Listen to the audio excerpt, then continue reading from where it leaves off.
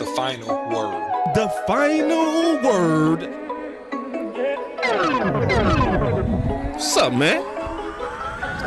Chill out. Like a villain. Y'all Let's all get it.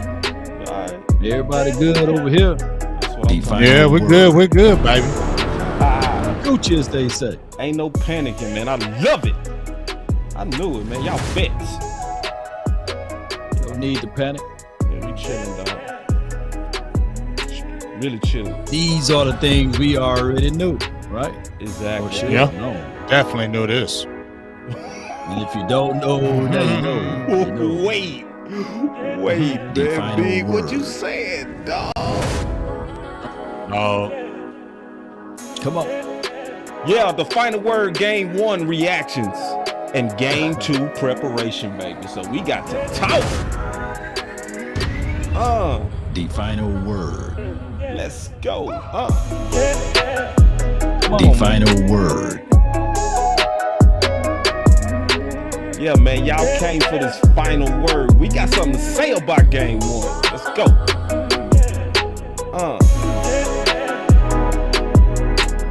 Talking about this is the best night show on the planet. The final word. the final word. The final Cause word. it is. The final word.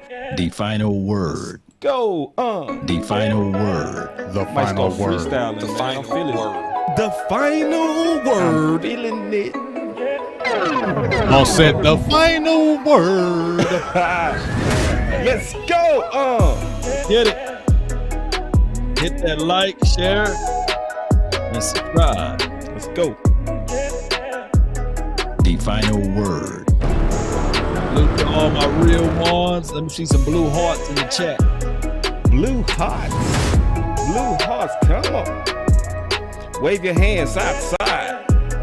If you ain't scared of being 0-1. Shoot, we started off 0-1 last year, right? That's right. Good. It's a lot better though last year. The final word. Good. Uh-oh. Let's go. I believe this defense played better than week 1 this year versus definitely last year. did. Right? They kept us in the game. We just didn't have two things that final match. word. Peanut butter, no jelly. The final That's word. us, man. It's Cowboys. It's not surprising. Peanut butter, no jelly. No cereal, no milk, no ham, no burger. He said, boy, you better put some water in that. Well, Put some water in The that final cereal. word. sometimes you final gotta, word. when you The hungry, final word. you just gotta eat. Want the truth? You can't handle the truth. Come on down, Tom. To the final word. Baby, I just wanna run it up. we want Can to we do check it, us out? baby. Really in the feel, let her, I've been really in the field, let her rush, I let her feel. Lately, I just wanna run it up. What? Don't need no deals, I make the deal. Have to take it to a meal. Lately, I just wanna run it up. Yeah, Won't kinda check us run out. it Lately, up I just wanna run it up. every day. Count that too, count it up, count it up, count it up, count it up. Lately, I just wanna run it up. Need them ones, I need them fives, need them tens, I need that change to the safe, got blues inside.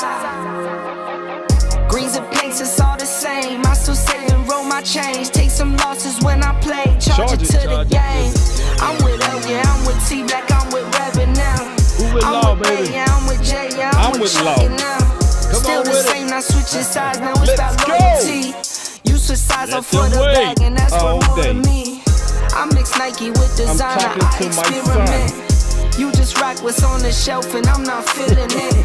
Search for the one, but baby girl, it's nothing real as this. Can't trust a soul, I keep a hammer, call it too legit. Legit. Too legit. I've been really in the field, And let I rush, I let her have. feel. Lately, I just wanna run it up. I do. Y'all run it all the way up, man. All right, man. Well, that's All what the we way gonna up, do. baby. Yo. That's what we gonna do, man. All right, so What's up, fellas? We go always kick it off with What you, up? Big. We go always kick it off with you, Yeah, bro. it's your world, man. Shoot, You sure kick it in. y'all want to do that? Kick it off with me. I got a lot to say, but I won't do it. I won't say a lot. So let's I go. won't say a big lot. dog. My first question. Why you and smiling? gotta answer. I'm just saying. My first question to Law. Before we had our last session, I asked you, "Is this team different?"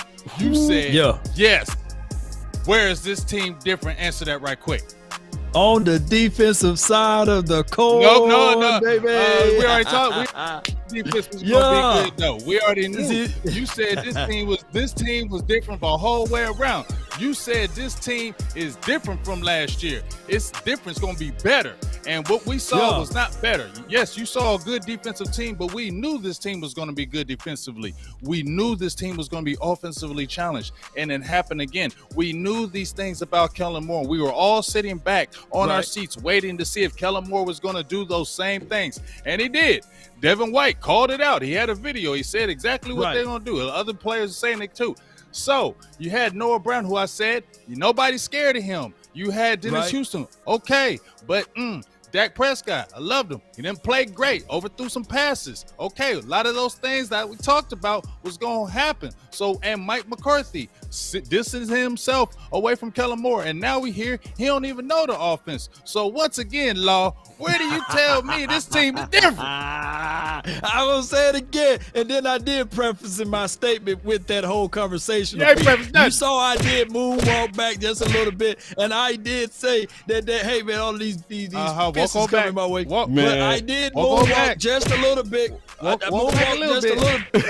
I did. Well, God, I moonwalked back a little bit when I said 2007. This offense haven't changed since then. And then I went and spoke to Isaiah Stanback, and this rascal said, yeah, it did, but I didn't want to push back. I didn't want to argue with Isaiah Stanback. But collectively speaking, Big Game James, the offense been the same since 2007. The defense changed. We can see the differences on the defensive side of the coin. Last game we played, there were 10 penalties, right? 8 out of the 10 came from the offensive side of the coin. So I truly believe the hiccups and all of the pain and trials and the tears, the trail of tears that from the Cowboys community is coming from the offense. That's the thing. They love Kellen Moore, who is a derivative of Scott Linehan, who slashed Jason Garrett. Those are things still the same. Again, but outside of that, the team is different, though. Yeah. But here's the thing. The team is not different. The team is worse right now. You know why? Because you lost those weapons. I can honestly say that you probably could have used Amari Cooper in that game. You probably could have used him because it may have been more of a threat because you weren't scared of a Noah Brown. You weren't scared. And here's the thing. Kevontae Turpin, I said the only way the Cowboys can win this game against the Buccaneers if we see some heavy Kevontae Turpin. We didn't see none of him. No receiver sets. And they said, we're going to put Tony Pollard in the slot. He going to catch passes from the slot. We ain't see all that. They're going to say, we're going to run the ball. We run the ball. Jerry Jones came on TV and said, Zeke, the team goes through Zeke. We go through Zeke. We're going to run the ball at 18 carries. Once again, didn't we talk about that, Law? If you run over 20 times, Dallas has a better chance of winning, and they ran 18 times, right? So right there, those are a few things. And then, like he said, Kevontae Turpin, he's going to play some receiver. We like him. We're going to throw him in there. We like him playing receiver. He got no snaps of receiver, I believe. So once again, it's the same old thing. And the front office, just like you said, Law and Boss, allows this, okay? Because here's the thing.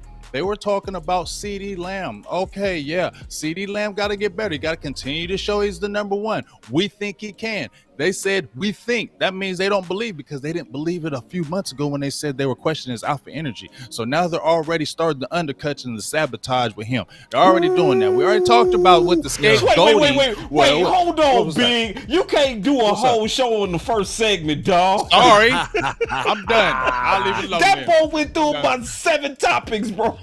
Sorry. I'm just saying. And put the butter knife down, man. Stop shanking me. It was all in the conundrum. It was in the conundrum. Say, man, hold on. Let me hit your button early. Hey, I love being a Cowboy. Big Game James. Game changer. Let's have some fun. Let's have a good time, man. Let's kick it. That's the only thing I can say is down, Big Game James. Down. God damn. My boy ready to fight. This is no hat, big game, Jay. We don't have that hat on. Shoot, he no wear no Cowboys hat. You see it in the back. Ain't wear no Cowboys hat. I'm sorry. No, you good. I got something for you, dog, that we gotta talk about. Okay. We gotta talk about this. So I'm gonna pull this up real quick. Hey, before why you doing that, man? Big game, James. Dog, you won. You won. I like that, Law. I like that. Do that again, Law. Do that again. My dog. You won. You won. My dog. I'm gonna take. I wasn't trying to win, but I feel you. No, you like won. that. So I'm gonna take that L, and then what size bottle you want, man? Oh, Boss. big bottle What of size? Henny, dog. No bet. Nobody like nobody won that bet, dog. On Simi. Nobody won because see, my guy wasn't even activated. Oh, that's what I forgot about it. So my guy wasn't activated, and your guy didn't. You know, your guy he so you know. Simi 300. Yeah. No crown for me, and no Henny for you, big dog. That's how it goes. All right, no crown and no Henny. All right. Yeah, cool. That's how it goes. That's a fair bet to me. Is that fair? Okay. All right. That's fair. Now, I want to get down to this meat, y'all. Y'all know. Let's dig into the sauce. Y'all ready? Yeah, Let the church say amen. Let's go. Last year we learned that they really wasn't going to commit to the run game, and the runs that they did, they was going to try to get outside and not run into the interior. But most of the running game was quick game. A lot of curls, a lot of hitches, a lot of slants and stuff. So we kind of knew that going in, so we was able to attack it. Damn.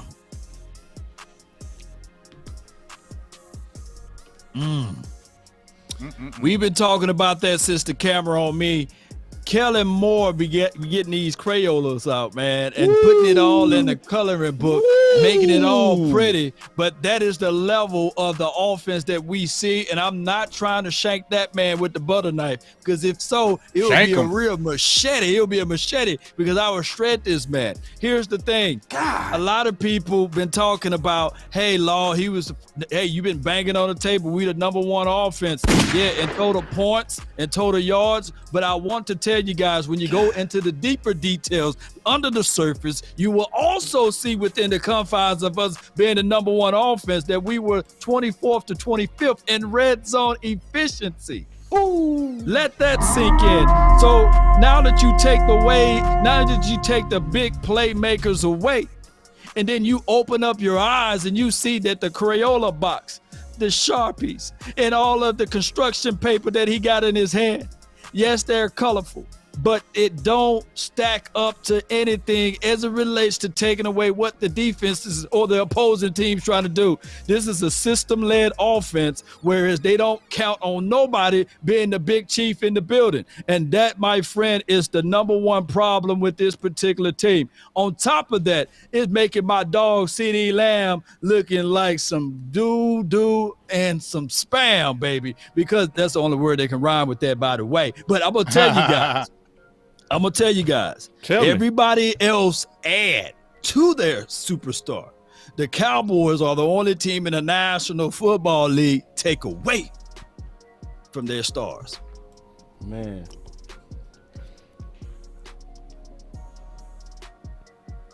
So where do we feel like, once again, I got to go back to that CeeDee Lamb thing where I heard Stephen Jones saying we think, and he's got to basically prove to us. They already said it in the offseason. He's got to prove to us that he's the #1. Like I said, the sabotage already began. Now, we already heard CeeDee Lamb come after the game. When we get some momentum, we change it up. You're already talking. So guess what? You about to get it too. It's about to come to you. You about to get it next, and they're going to keep on doing this thing where they ain't got to pay nobody. The only player that's going to really get paid out of this is Micah Parsons, because he's just so damn good. They ain't got no choice to do it. Right. But if Stephen Jones had his way, he wouldn't pay none of them like that. He wouldn't do it. He keeps staying with these rookie contracts and these young players. And once again, I'm going to go back to this. He always talking about we want to build it this way. That's fine. That's okay. Right. But when I hear you taking gambles on young players, you're taking gambles, because if you swing and miss on those draft picks, you're setting your team back. So you're putting all your chips in the table on these young drafted players because they're cheap. but you won't go out there and spend a few dollars on some players who've been there and done it to take your team to the next level. You are guessing when you get those young rookies. You never seen them. At least you don't have to guess as much as you got quality players have already been there and done it and proved their worth. But you don't want to pay people their worth. And then the thing I hear with Jerry, it's just the same old thing. It's just mouth talk. And when you allow, I hear him criticizing everybody else, but I don't hear him, Stephen Jones, saying play calling got to get better. Kellen Moore got to get better. Kellen Moore got to start doing this. This is what Kellen Moore's got to start doing. He points the fingers at the CD Lambs. He points the fingers at the Dak Prescotts. He points the fingers at the things that he probably don't want to pay in. Or anything, Mike McCarthy. Those guys. It's those guys. You know what I mean? But it's not Kellen Moore, because I haven't heard Stephen Jones come out and say Kellen Moore's got to get better. When you pray for rain, you got to deal with the mud too. Let me say this too, Big Game James. Stephen Jones, yes, that may be his boy. Jerry Jones did say in an interview, I believe a couple of days ago, that it would be nice if our offense can make the necessary adjustments. I wonder who he was talking about. He didn't name drop, by the way. Yeah. He did say that. Yeah, well, that's a good point. It's starting to heat up a little bit on Kellen. It's starting to be like a whisper, though. We got to continue to apply the pressure. If we continue to we apply the pressure, I think Coach Marv was right. Yep. We may be underground, but our voices are being, echoed throughout the airways and the Cowboys aura. And some people are picking up what we're saying. Yeah. Coach Marv, right? Shout out to Coach Marv. Yeah, shout out to Coach Marv. OC, what you got? Shout out to Coach Marv. Well, man, I mean, here's the deal, OC? man. What's up, guys? How y'all doing, fellas? OC? What's up? What's up? No hoodie, man. What a hoodie at? Man, what a hoodie? He's LL Cool J. And we ain't gonna even let you talk, bro. Ever since you put on the hoodie, we not gonna even let you talk no more, man. Until you go get the hoodie. Hard as hell. Hey, I'm gonna go get the hoodie. I'm gonna get the hoodie in a couple minutes, but let me drop this real quick. This is a revelation that I've come to after watching some film earlier today and thinking about this offense. We know this, but I'm going to explain why. They never, ever, ever, never, ever, never, ever should have let Amari Cooper get out of this building, because it is too much pressure on CeeDee Lamb. When CeeDee Lamb faces good cornerbacks, he doesn't have the elite vertical burst to beat people one-on-one, man. He is shifty. He's shaky going side to side. He has good releases, but in terms of being able to burst in big play and take the top off the defense and really separate from people, I don't really think that's his game. I think he truly needs somebody else that can actually stretch the defense, take some pressure off of him so that he can actually get work done underneath and one-on-one versus some inferior players. And Kellen Moore, man, it's just better game planning, and it's sticking with what works. Listen, Ezekiel Elliott works. Ezekiel Elliott has been vintage. This game, he was vintage. He looked very good, and we went away from him. So when you do things like that, and you don't have explosive wide receivers on the outside, and you don't really have your quarterback playing well, unfortunately, up until the point he got hurt, Dak didn't play well this game. Then that's a recipe for disaster. Me and Boss Cowboy was talking about this yesterday, is that, man, your defense is good in certain rotations. Your defense is really, really good, but your defense can hold offenses down to a point, but at some point that defense is going to break, and you're going to have to score points to help your defense and to win some of these football games. Hey, y'all, I got to ask y'all a question, all right? Because let's slow this down. I want to really slow this down, okay? Let's read the quote so we can just kind of, let's just marinate in your mind. So we can just go through it slow and break this down. So let's start with the quotation. He said, it's in the middle. Last year, can we just start with that real quick? Yeah. Can we just start with that he basically said we didn't have to even look at anything different because we got everything that we needed to see from y'all last year. Yeah. Game one. Can we slow this down a little bit? Let's just slow this down. Okay, last year. So what does that say when you go a whole 365 games and then it's year one And then they say all we did was watch our first film to know how to beat you. Because we're saying that you have an underdeveloped offensive scheme with a underdeveloped and not fully mature offensive coordinator that does not give you different looks. He does not change formations and manipulate you and force you to get in uncomfortable situations in the secondary by route combinations, by personnel groupings. It's very, very vanilla. So I know pretty much what you're going to do, which actually, guys, is a testament to the strength of this team. Contrary to what a lot of people say, it's going to be the offensive line because we were running that football down there fast. Even though they knew what we was going to do. All right, let me keep going, OC. Let me keep going. Because we started with the first breakdown of last year. Indictment on Kellen Moore right there. Number 2, let's see what he said. We learned from last year. They really weren't going to commit.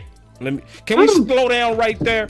Let's just slow down right there. Look, what's your thoughts on them knowing from last year that we wasn't go commit? When you play the tendencies, and it goes back to what I said earlier. If the Cowboys kill the opposition sometime with Dalton Schultz, which is he's pretty good, these defenses will say, all right, cool. I would allow Dalton Schultz to kill us, right? Because he's not going to give big chunk plays. I would double up and bracket cover CeeDee Lamb. Oh, excuse me. If you're not committed to the run, then even if you gash us for 5 to 6 yards, I know that you won't go back to it and consistently do what killed us because you are stubborn to a degree. And let me say this because I heard a lot of people commenting earlier. Justin Jefferson is really good. Is really good, but let me open up this too. And the Minnesota Vikings versus the Green Bay Packers, by the way, didn't you guys know that even though Justin Jefferson ate, they had a running back who had 20 touches for 90 yards, and their backup running back had 8 touches for over 30 yards. Don't you guys know that that's committing to the run? Both of those guys averaged north of 4.5 yards, which allow Justin Jefferson to also eat because now you play some real football. Almost cause. You're playing some real football, man. That's real. It's a balanced approach. Look up the box score. Stop highlighting only the player that's eating without looking at the game. The game's supposed to be balanced. And if you want to do things overly on one end, it will have to be rushing of the ball. I digress. All right, let me get some more in there, OC, real quick, and then go.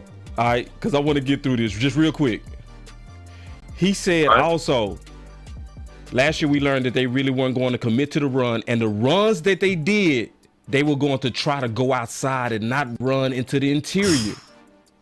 But most of the passing game, so now he done transition. So he was like, this is what we knew about the run. Now let's talk about what we know about them as the pass. He said, but most of the passing game was quick. A lot of curls, a lot of hitches, a lot of slants, a lot of Okoye already broke this down himself last year by the film. So we are looking at the exact same offense as we all predicted. What was you gonna say? And then he said we kind of knew that going in, so we was able to attack it. This is the worst thing about this too. Before you go, OC, this is the worst thing about this. The whole time we was saying we're going to run the ball. We're going to be physical, and they was basically saying we don't believe you. We don't believe you because our words were saying going into the game, we're going to have a new identity. We're going to be physical. And they was sitting back like, nah, y'all go dink and dunk. Y'all go to Schultz. Yeah, we go put 7 in the back and y'all go keep throwing into it like some big dummies. And we go stop the run one time and y'all go stop running because y'all scared. Hey, boss, before you let OC go in, I apologize, OC. But, boss, can you explain to the nation as a defensive back, how would you sit on curls and hitch routes? How do you already sit on those routes? Can you just break that down for the OC go like in? Butter, if you already know what they're going to do? See, that's butter. And see, you raising a hellified point right there.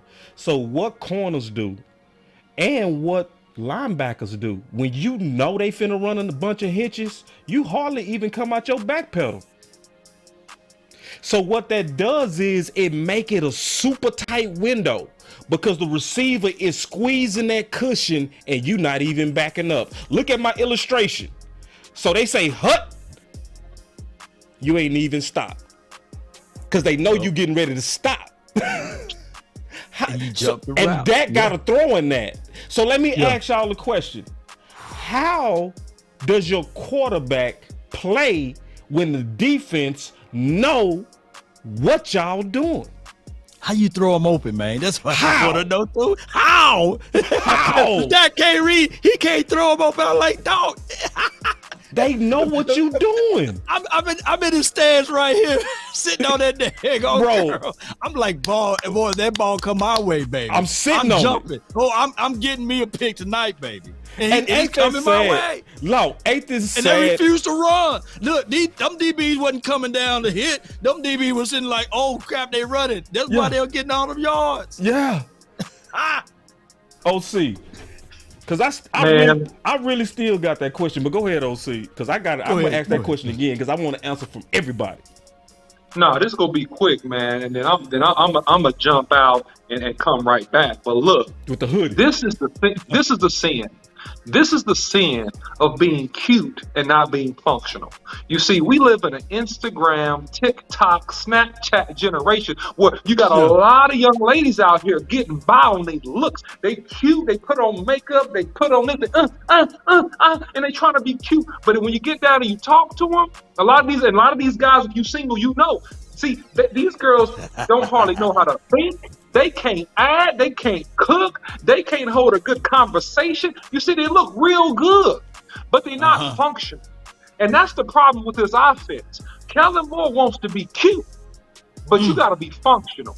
And you got to be more than good looking. You got to be able to sit down and execute and help get some things done in this house and in this relationship. And that's what's going on with this offense. Is trying to make himself look good by scheme and being pretty instead of being functional. Let's get down to brass tack, blocking, tackling, running the football, play action pass, and try to win a football game. Not some, just a football game. Just win one. That's what you need to do right now. And that's all you need to be thinking about, trying to win one game. Trickery plays. But I really want to ask a real question. I want to answer from everybody. Yeah. I'm going to start with you, Big. How does Dak quarterback when the defense fully knows your tendency? I mean, it's a lot of pressure on him. I mean, honestly, I still feel like Dak still kind of, still needs to get better with his throwing. I think that hurts him. And, I just want to say this one thing. Bobby Belt brought up, and I think we had been talking about this. When they lost John Kitna, when Dak lost John Kitna and went to Bill Nuschmeyer and Kellen Moore as his guys again, as him talking to him, I think it hurt him. It set him back because John Kitna was a real guy in his ear, a real guy that could be tough on him, tell him to really rip it, play loose. And I feel like he lost that. And then you compound it with, like you guys said, with this offense being able just to, you saw the cornerbacks. We saw it, boss. When you watched all 22, the cornerbacks literally took like 2 steps back and waited. Yep. They literally took 2 steps back and sat right there and watched to see what they were going to do. Right. You get what I'm saying? So if you're a quarterback, and let's say we throw a blitz at you, right? And we're sitting on these routes, that's a recipe for a disaster. Okay? That's just a bad thing. But, I'm going to let y'all talk about this because I'm going to sit back. But I just want to say this one thing, man. We can talk about this. I really love for Boss to play the dog right now. Can I get my dog right now? Because that's how I feel. That's how I feel in my head. You know what I'm saying? Give me the dog right now. Yeah, can I get the dog right now? Because this is how I feel. Mm-hmm. Give me my dog right now. Thank you. I appreciate you. But this is what I feel, though, Boss, and Law, and OC. Yes, sir. We can talk about all this stuff, right? OC was right in everything he said. Boss, you right in everything he said. Law, you right in everything. but it's not going to change unless Dallas gets blown out and drastically lose games. Because as long as Dallas is competitive and they play a little bit good with Cooper Rush, there ain't going to be no change to Kellen Moore. Matter of fact, if Dallas shows any kind of life, listen to this. If Dallas shows any kind of life with Cooper Rush, they're going to go back and say, see, we told you Kellen's good. He taking Cooper Rush and we're still afloat. They're going to spin that BS to us again and try to make it like everything is okay. The only way there's going to be change with Kellen Moore getting out of here, if you're moving on from Mike McCarthy, it's going to have to be like when Wade Phillips got fired and Dallas lost like 6 or 7 in a row. If it don't happen like that, we just talking about nothing. Yes, I want to give you another component to this, because this right here, that you ask and you shall receive, this is the red hoodie. This is a warning. This is a warning. Don't go out here, mess around, and go 0-3 and 0-4. Okay? I'm just telling you right now, do not mess around and go out here and lose your first 3 or 4 games, because it is going to be chaotic. It is going to be tyranny. It is going to be complete pandemonium if the Cowboys do not figure out how to get this football into the end zone. And I don't care what nobody say. You can say fire Mike McCarthy first, Kellen Moore's in trouble. I'm gonna tell you the OC should be in trouble, right? The offensive coordinator of this team should be in trouble, because listen, Mike McCarthy has been, as we all know, effectively neutered so that he has to live with Kellen. Okay? Yeah. So listen, Kellen, this is a warning. Do not go out here and look like we look this first week, these next couple weeks, because if you do, I don't care what nobody say, it's going to be some problems. Let me hit it again. Let me get it right. The OC. It's no emotions, no friends, no loyalty. Straight business. You straight business. Put hashtag straight business in the chat.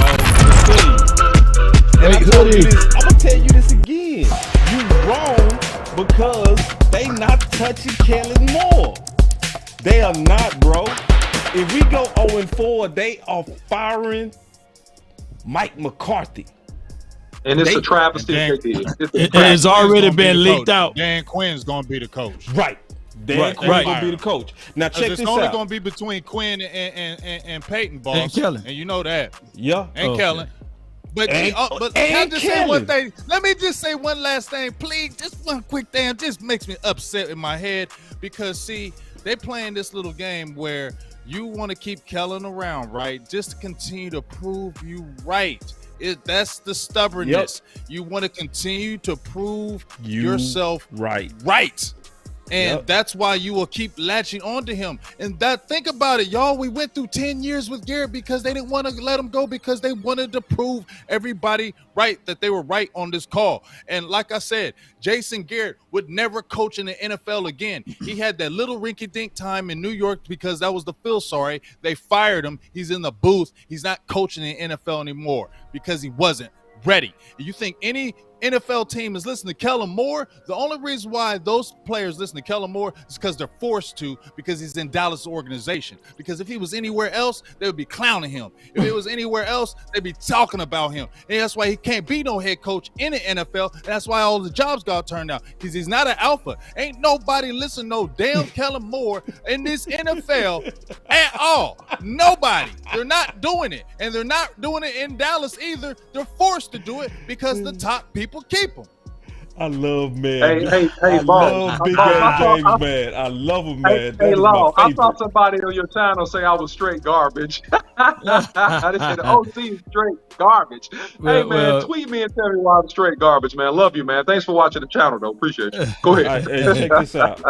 Because I want to answer this question. You cannot quarterback. You cannot quarterback when the defense have figured you out. I want to let y'all know that it's too much disrespect to defenses. And I mean that. Yeah, true that. It's too much disrespect. Once we figure you out, we will shut you down. I want you to know that. I played on the defensive side my whole life. And I'm going to tell you like this. Oh, I played offense too. but defense was my specialty. And I'm going to tell you, we took pride in going against the Kellen Moore types. We took pride in, oh yeah, they this number one offense.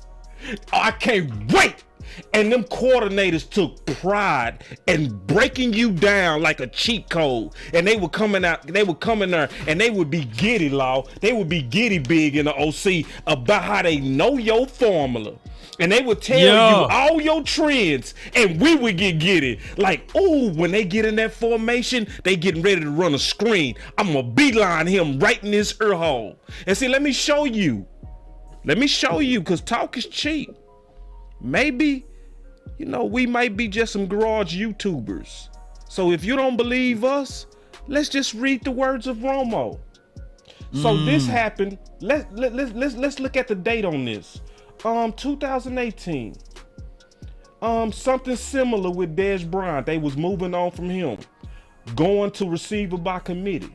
All right. That boy got receipts. Oh, I got receipts, and we finna go through it, big dog. So let's go through this receipt. So they asked the question: no Dez Bryant replacement, no Amari Cooper replacement. Can we play it like that? Can we play it like that? Let's play it like that. Let's play it like that. Dak Prescott, Tony Romo explained hidden value in new Cowboys attack. This came from Joel Epstein. So this is what Dak said. Not sure who Dak Prescott would throw to. That's a good thing, right? So check this out. This is what Dak said. I think it's winning by committee. Cowboys quarterback Dak Prescott said Thursday from the NFL draft experience, we have a great running game, as you know, a great running game. So to be able to spread the ball around, we've got a lot of weapons still. The way we attack, who knows what's coming, right? Now, let's listen to Tony Romo. And he said this, initially, in the beginning, your first year. Yeah. Initially, there will be some success because it would be harder for them to determine who to double team and what they're going to do defensively. All right. But then he keeps going. He said, it's going to be a little more random. But what does but mean?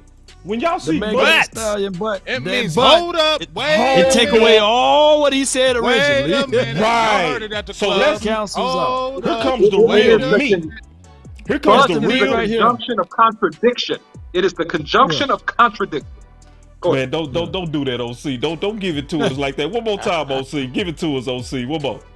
But is the conjunction. It is the conjunction of contradiction.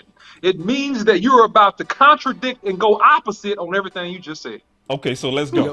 He said, but what happens is when the tape gets out there throughout the season, it gets a little more difficult offensively because you have tendencies. Tendencies. So, patterns and trends.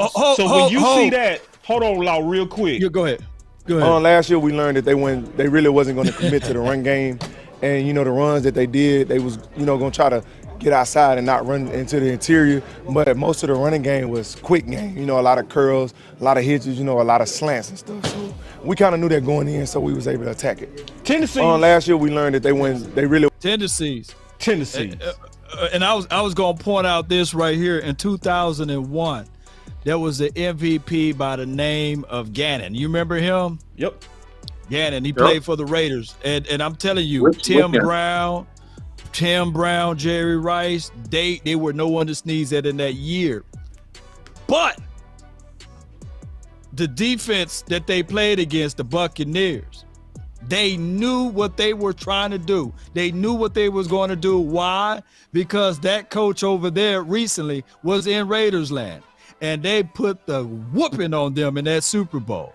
Yep. So it don't matter who the quarterback is or what type of skill set or talent you have. When somebody understand what you're trying to do on the offensive side of the coin, and the defense know, it's over with. It's over with. That offense getting ready to get shut down.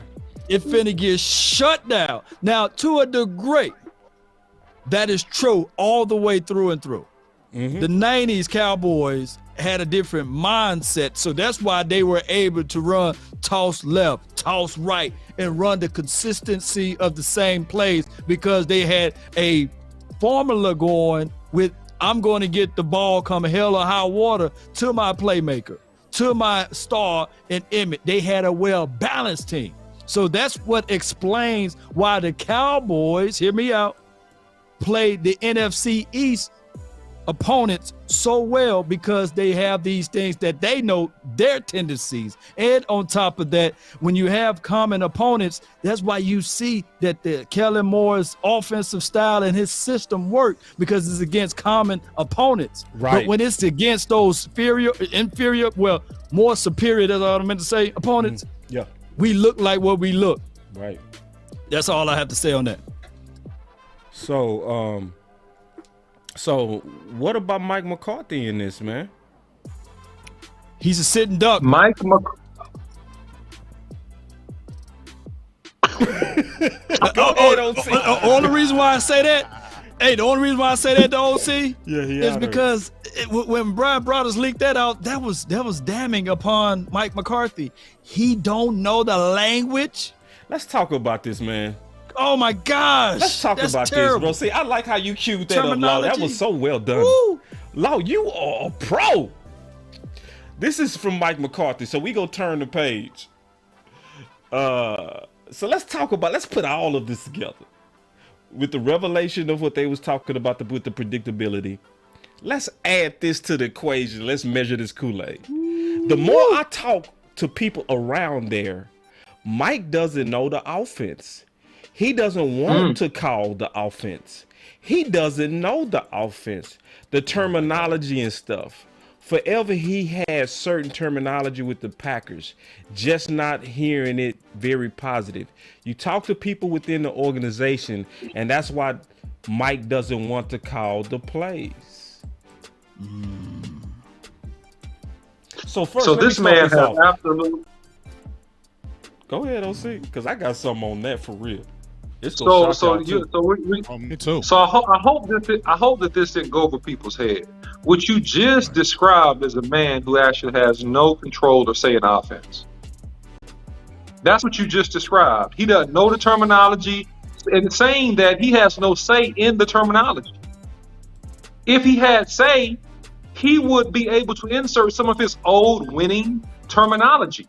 It is completely the nomenclature or the language that Kellen Moore has inserted for every player and how he's going to call plays and run the offense. So basically, Mike McCarthy don't want to learn none of that stuff. He has no control of how it goes anyway. So he's like standoff. So he's the guy that is in charge but has no control, which makes you a sitting duck. I gotta get in on this, dog, because this is my. I got downs. Okay, I got you. Because listen, I'm going to tell y'all straight up. You are fake news. Wrong. It's all fake news. It's phony stuff. I don't believe it. It didn't happen. I don't believe it. I do not believe it, dog. No. See, because I played. And I know how this game go.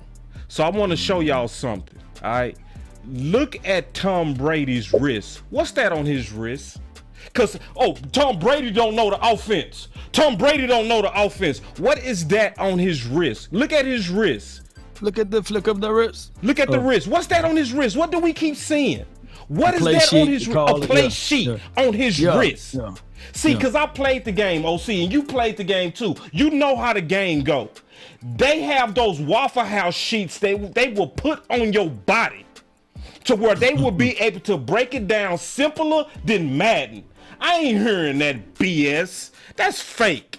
I ain't saying Broad is fake. I'm saying his source is show fake. You telling me a dude that been playing and running plays and a play caller his whole life don't know the offense? So you mean to tell me he's sitting there like a just mute? Boss, you're supposed to put that battle stuff up there. It's going to be the battle between you and the OC on that because he's ready to jump. I mean, I don't know if he's going to jump in, but I'm just saying this. I don't believe it. I don't believe it. Go ahead. And I'm going to say this, Boss Cowboy, and I'm not saying you're right or wrong, but I'm saying this. what evidence do we have in the course of games that his fingerprint is on this offense at all? Well, bingo. That's the question. Bingo. That's the question. That's a different argument, bingo. though, Big Dog. That's a different argument. I'm saying that. Look, okay, if whether it's a lie or not, right? Mm-hmm.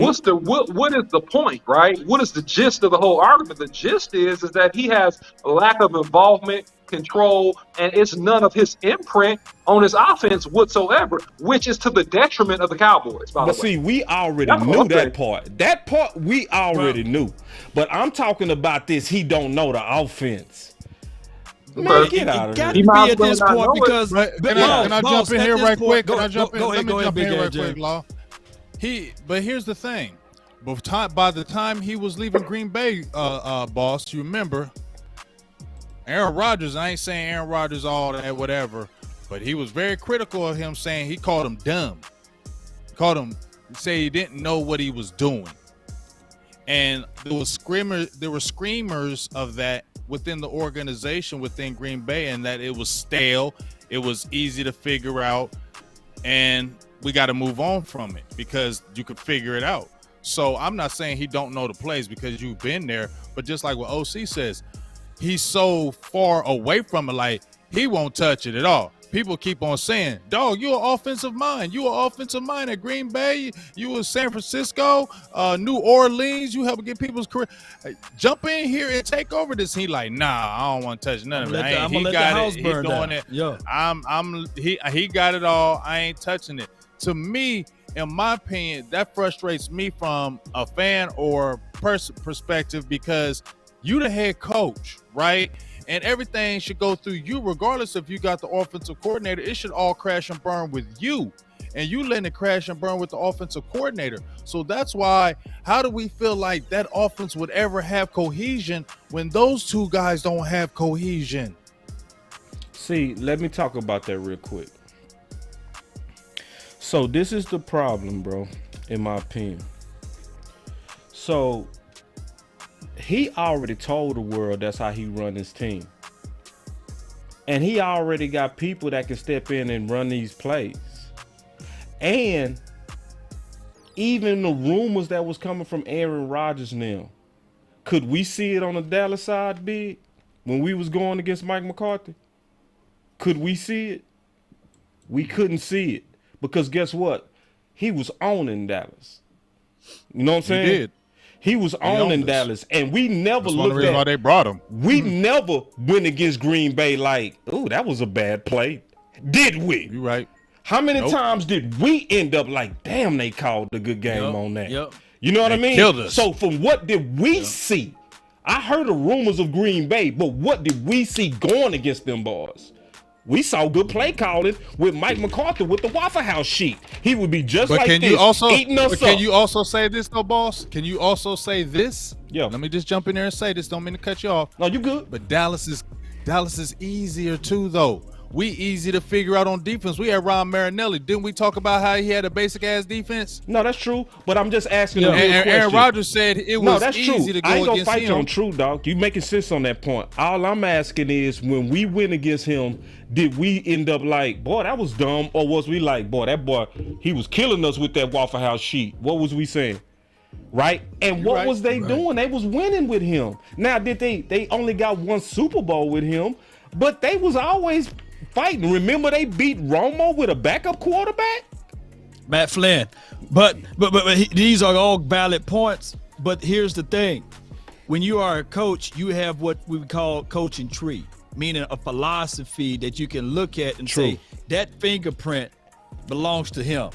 That philosophy belongs to him. There's no way in hell we looking at this particular offense and we're saying that, hey, that's shades of Mike McCarthy, outside of going for it on fourth down or what have you, which the previous coaching staff didn't really do. That's the only thing that Mike McCarthy do differently than what we've seen before.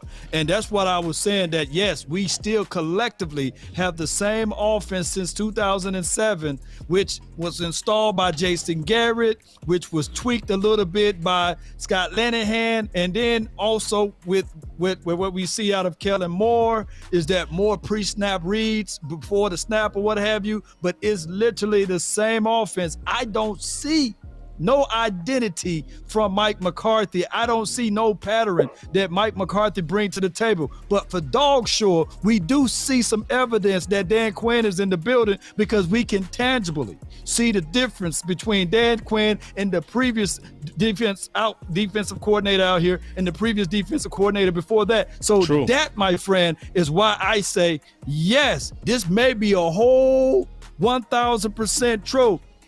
And Mike McCarthy is a sitting duck right now, because he can't make no decisions because he don't know the plays. He can't call out what the team need to do. I don't believe it, dog. Well, Let me ask y'all one more question. I'm gonna ask everybody real quick. I'm sorry, OC, just real quick.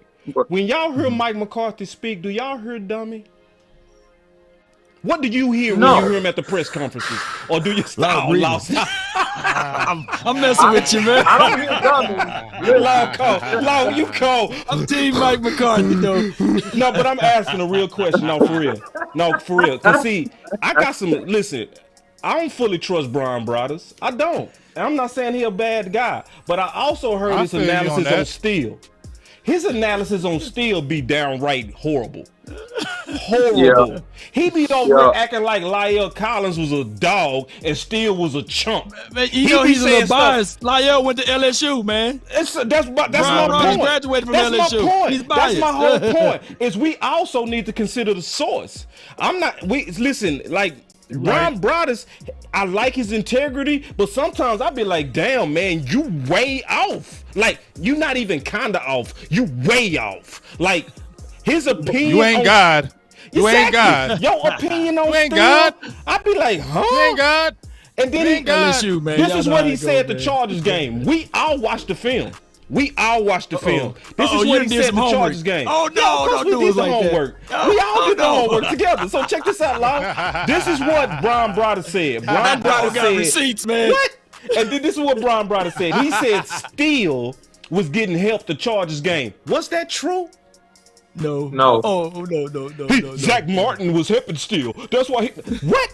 It's like, hold on, bro. We broke down every pass play, every run play. We didn't see what you said. So when you come out there and say my sources, and these are unnamed sources, I don't know who your source is. Is it the trash man? Is it the mailman? Who are these guys? Like, who is this that's saying that a head coach that I don't say, when I listen to him, I don't hear dumb? I'm sorry, y'all. Gang of seven, man. Gang of seven. But listen, Boss Cowboy, this right here is a great comment, and it's also a $5 super chat. So shout out to Q Dog for the $5 super chat. Oh, hold on, don't go with the super chat yet, OC, because I'm gonna catch him all up. Let me get this one. This one, because this one is good. All right, cool. He said, look, he said this, and this is really, really important. I think it summarizes everything. It says Mike's offense that he called at Green Bay, I paraphrase that part, kicked our butt twice in 14 and 16. So if that's a dumb offense, then I want that offense. Kellen's offense cannot beat a cover 2 defense, is what Q-Dog said. So, hey, man. Hey, let's catch up these super chats. Since you started the super chats, let's get them all caught up real quick, because I know they. And I got 2 over here, man. That I got to read. It's gonna be 1,000. Let's get them all in. So Q-Dog also said that is a bold-faced lie. Mike knows the offense. All of us has played ball. Exactly. If you play ball, you know that's BS, dog. Because they go put them cheat sheets on your wrists. The OC, how many times that they used to call it a defense, and the first thing we do is look at our wrists to know what the play is? Yeah, man, get out of here, man. I ain't hearing this. He said the language and terminology, man. Hey, bro, this is how you break down the terminology, dog. No, Law, I can't let him get away with this, dog. Listen, this is how you break down the terminology. Let's say if it's wide 5, banana 88, play 1. So this is what you say, OC, play 1. And then he looks at his wrist and he say, wide 5, banana 88. Come on, man, get out of here, dog. I ain't hearing that stuff. Or he don't know the place. He don't know the terminologies. He honestly don't got to. So you really think that Mike McCarthy is Frank from Snowfall? He go all the way to the source. Man, it's an insult to him, dog. It's an insult to him. He became a head coach by doing this job. Oh, he don't know how to do this job. He don't know the offense. Man, get out of here, dog. Well, I'll say it right now. I don't believe it. If a beat reporter, the first beat reporter that asks Mike McCarthy, is this storyline true? I'm willing to donate $50 to their cash app or to their fund. I want the pressure to turn up. Cause then Rob, that would crush Rob I like Rogers. what you said. Ooh. I'm saying it right now, so y'all tweet out to any beat reporter. They can get a free $50 from Law Nation. Oh, he's serious. Right now. He's serious too. Law would do it. That's my dog, and I like what you just said too. That do need a follow up, but it actually don't. And if I tell you what, if I was Mike McCarthy, they came to me with that. I'm going off. I'm gonna be like, listen, man. You mean to tell me I'm a 2-time head coach with 2 legendary organizations and don't know my offense? But Boss Cowboy, I think there's a greater point that we're not getting here. There's a greater point, Boss Cowboy. And Coach Marv, thanks for the super chat, follow super chat. He said this. He said he don't see dumb, he sees beta when talking about Mike McCarthy. So I don't know that I necessarily see beta. I see a man that's conceited. I see a man that's conceited to earn his payment and to coach as long as they go let this thing ride out, because come whatever the scenario is, he getting his contract money. He's an older gentleman. He can have the opportunity to retire. He can have the opportunity to go coach one more time for somebody else if he chooses to. I don't see a beta. I see a dude that's conceited. He's conceded the presidency. He's conceded that, hey, that was real. Let me catch up to all these super chats fast, bro. I want to get to them. So, go ahead. Coach said Kidner got run off by Kellen, boss. Kidner pushed back. And then Eric said with a $5 super chat, he said, I like Dalton, but McCarthy, one of them gone. But he gives absolutely nothing after catch. That tough as a second option, just saying. And then Coach Marv said, boss, didn't I tell you this last year with a super chat? Yeah, you did. You did. All of this. Every bit of this. Shake my head. Been saying this for years. Kellen Moore's a fraud. We all the way caught up over here. What's your super chats over there, Law? McFab, he donated $9.99. He says CeeDee Lamb has Dez Bryant's aspirations with Antonio Bryant's ceiling. Joking. Love what you guys do. Antonio Bryant was a dog. Don't be dissing Antonio Bryant like that. Antonio Bryant was nice. He just had was the a Buccaneers. Antonio Bryant, right when he was there, or the Cowboys? Don't. So you gonna try? So you gonna sit there? Okay. So you. I just said a head case. I ain't talk about talent. Oh, okay. Nice talent. Yeah. He was nice though. What number did he wear? 88. Yeah, you see what I'm saying? All right, Curtis with the $9.99. He said, my question is, if Kellen Moore does go, who is actually out there will be willing to be Jerry Jones puppet like Kellen Moore? See, a lot of people. Yeah, here's add Dan Quinn too. Add Dan Quinn to the list. Y'all think a lot of people will be a puppet? What? Dan Quinn already a puppet. Let me tell you. No, boss. I'm finna break this down. I'm finna break this down. Everybody better listen. Let me say it first. Let me say it first. Boss. Okay, because let me behind you. Okay, you got me. You got my back, dog. Listen, y'all. I'm gonna island by myself. Oh, you gonna be able to? Oh, you finna get burnt up, boy. You don't want this today. You finna get burned alive, bro. So listen. Let me ask you a question. I just want to ask you a question, Law, since you want this. So, since you want this fight, let me ask you a question. God, no. Is Fowler a Dan Quinn guy?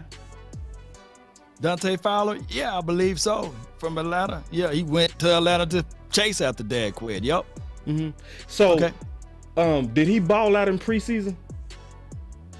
No, he had a few flags, but he showed some splashes. Yeah. Okay. Some splashes. Yeah. Is his career much better than Armstrong? Yeah, by a mile. Wait. Case closed. You done checkmated yourself on that one, dog. Wait a minute, hold on, man. Because Armstrong is Lead the witness. Move the strike. Lead the witness, man. I didn't lead you. I just asked you some questions. No, I asked you some questions. So my point is, if Dan Quinn is this alpha who would flip over the tables and hell no. He ain't check just like Mike McCarthy. It's my turn. It's my turn to defend myself. Okay, let me defend myself. Let's go play, Mike. Okay. And I'm coming after you, Law. Come on. Yep. Did DeMonte KZ play for the Atlanta Falcons last year? Yeah. Did Dan Quinn reach out to the organization to bring DeMonte KZ in? Yeah. Did he start over Malik Hooker? Of course. He should have. Was Malik Hooker? What was Malik? Oh, okay. Well, I can't. All right. You can't. Stacey, you tried. I tried. What about Keanu Neal? And they'll call him Kiki. Was he from the Atlanta Falcons? Yep, you tried. He gone now. He came over here. He gone now. And both of those boys are gone now. So is KZ. And so is Fowler too. Listen, did he want Anthony Barr? Listen to me. Did he want Anthony Barr? He wanted Anthony Barr. And then we drafted defensive guys that fit. Didn't Dan Quinn personally went all the way down there to go see Sam Williams himself? Yeah, he said, hey, really that's the guy. So did he baby, I got you now. No, you don't, did he bro. Draft Dan? Did Dan Quinn draft Sam Williams, who was listed as a 3rd-round draft grade? Put it in down, the second? bro. Put it down. Come on, man. So hold on. Can I jump? Can I kill him Dan right Quinn here? got what he wanted. Right here. I don't think Mike McCarthy got his. I'm about to kill you right here, Law. I'm about to kill you right here. Don't kill me. You saying you? Oh no, not you, boss. I'm about to kill Law right here. He just sit there and said, "Oh, he an alpha because he getting all these players." Who was there before him, Rob Marinelli, that we was yelling at because he kept on taking over the draft for Taco Charlton and all drafting all these other players? So he was the man too. That's a good one. Right. Was he the alpha too? Right. No. He was neutered too. Yeah. And he had all that talk in the defense. Hold up, he had all that talk in the defensive room. He was in the war room. He had all that. Hey, listen to Marinelli. You know why? Because they wanted that defense so bad because everybody kept on saying, we need to get defense. We need to get defense. So they said, go ahead, Marinelli. You been here. You done that. We're going to let you do it. But they ain't saying you going to be able to control it. We just going to say, we think we trust your mind a little bit and we allow you to do it. We allow you to do it. You ain't ever going to do it here. We allow you to do it. You will never do it here. So he ain't no alpha, and that's the way it is, and that's that. Beta. He's a beta, just like Mike McCarthy. See, y'all waiting on the Messiah. See, that's what's happening with our fan base. We waiting on the coach Messiah to come in there. We waiting on Jesus Christ of the Dallas Cowboy coaching. That's what we waiting on. We waiting on a. That's the only thing gonna help us is Jesus Christ. Bro, listen. It's no savior. There's no savior for the Joneses, dog. I know it's. That's what I said. Let me explain something succinctly, just so that we can kill this conversation. There will be no alphas. Listen to me. Hear me carefully. All the way. There will be no alphas that are paid by the Joneses. Thank you. Do you understand? I understand. There will be no alphas because the true definition of alpha is control and ownership. So unless you own the team and you get part ownership in the team like John Root had before he messed up with the Raiders, now he was an alpha. Yeah. Because he owned a part of that team. Right. He owned shares in the team. Right. Unless it's a situation like that, and I don't care who you are, you're going to be a higher paid beta. They hire Sean Payton, he's going to be a highly paid, probably a $50 million beta. He's going to be paid very, very well. But OC, hold on, I got to let no emotions, no friends, no loyalty. I'm sorry, bro. I'm sorry. Straight business. Put hashtag straight business in the chat. Why you even try, Law? You shouldn't even try. Dan Quinn is the beta alpha now, baby. Man, you drinking so much. Hey, he the beta alpha. You can call him a strong alpha. You are fake news. Wrong. It's all fake news. It's phony stuff. It didn't happen. Look, Long. Law, he could be the strongest amongst the weak, Law. That's fine. He's the strongest amongst the weak. That's fine, but he's still weak. It doesn't matter. Is he though? Is he the best coach we have on the staff right now? Is he the best coach we have on the staff right now? He probably is. He probably is, Law. I'm killing the best coach on the staff. What does that mean, Law, you gotta fight back, man. I'm killing you with these bullets. I got three butter knives on me, y'all. I got 3 butter knives on me in the background. Y'all are slicing me up over here. No, killing you. You don't really think. You really don't think the Joneses are going to give Dan Quinn power? No. Think about that, Law. Think about what you're saying right now. They are not doing that with nobody. And just what OC said, and me and Boss had already talked about this, is the only way, if Dallas crashes and burns, right, the next selling point is the Sean Payton thing. Okay, right. That's the way they're gonna bring people back. Yep. But just like OC said, they're gonna do him the same way. They're gonna make it look. They're gonna make it look real good to all of us. Sound real good in the media, but behind closed doors, it's gonna be the same damn thing. So let me ask you a question, Law. This is where I gotta checkmate you, and I do love you. You my brother, man. You really like a brother to me, bro. Man. Y'all shaking me left and right. I'm growing my beard out and everything. Now trying to be like you now, bro. So listen, bro. Let me ask you a question. I'm asking you a real straight up. Okay, I want you to answer this too. So if Sean Payton come here and he's really an alpha, is he gonna take over personnel like he did in New Orleans? Answer the question. No. That is given to Willie McClay and his buddy Stephen Jones. All right, so here's the reason why. Here's my stance on the reason why. Come on, man. Come on. I gotta clap me up. That was a checkmate, and that was an easy one. Go ahead, bro. That was an easy one, man. Y'all beat me up like a pinata over here, man. But I ain't gonna bust over here, man. That's what I'm talking about. I'm gonna tell y'all right quick. I'm gonna tell y'all right quick. All right.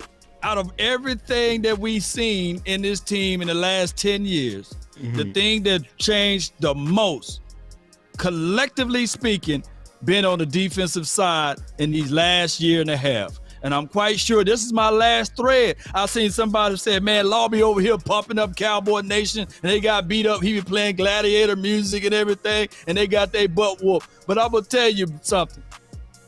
This is a long season, and I have promises, hopes for this defense. That's my last day. And I know my guy, Ash Motors, he checked me too this morning. He said, Law, hope is not a strategy, dog. I agree. Hope is not a strategy. Now man. That was I a said, smooth. Damn, he took me for there. When I tell you, I had to stop stirring the Kool-Aid a little bit. And see, that was the smoothest. Yeah, stop stirring it. That was a smooth. I gotta keep stirring you it, see how man. he pivoted out? Right. He pivoted out of that debate. Ooh, he got on out of there. Hey, but it's the real. It's the real. Hey, you know what they were saying? Y'all were saying, you said boss tendencies, right? Tendencies. Yep. When I worked out this last job, you know what they used to say at our job? Patterns and trends. When you got rolled up or you got in trouble, you were late. They had this thing called patterns and trends. So basically they would watch you and they would see your pattern and trend on a daily basis, how you ate, when you took your lunch, to see if you're always going to be late. And that's how they can base how they're going to deal with you. And they called it patterns and trends. And when we see Kellen Moore, it's patterns and trends. He does it every time. It's a pattern, it's a trend, and it's just maddening to me how, once again, Stephen Jones has not said one word. Find the tape, please, somebody, where he said, Kellen Moore gotta get better. I want to hear that tape. I ain't heard none of that tape. I heard tape about everybody else. That ain't not But I ain't heard the tape from Stephen Jones saying Kellen Moore gotta get better. And guess what? I also heard when Jerry wanted, I heard from a person who was real close to the situation, when Dallas got blown out to the Rams, right? When Dallas got blown out to the Rams, Jerry was I'm done with Jason Garrett. I'm tired of losing this. I'm done with him. Stephen Jones jumped over there like, come on, man. Well, let's just see this through. Let's see this. Let's see one more year. Let's see it through. And here's the thing. If he had maybe a couple more years on his contract after 2019, we don't even know if he'd have been gone. Right. We got lucky. His contract ran out. Thank you, Jesus. Here's the conundrum. Here's the ultimate conundrum with the Cowboys, and this has always been the case. And unfortunately, unless something just traumatic happens, it's going to be the case. We got great business guys and great marketers trying to be football guys, and these guys are not football guys. They're not football guys, and they won't relinquish enough control so that a football guy could get the organization in order.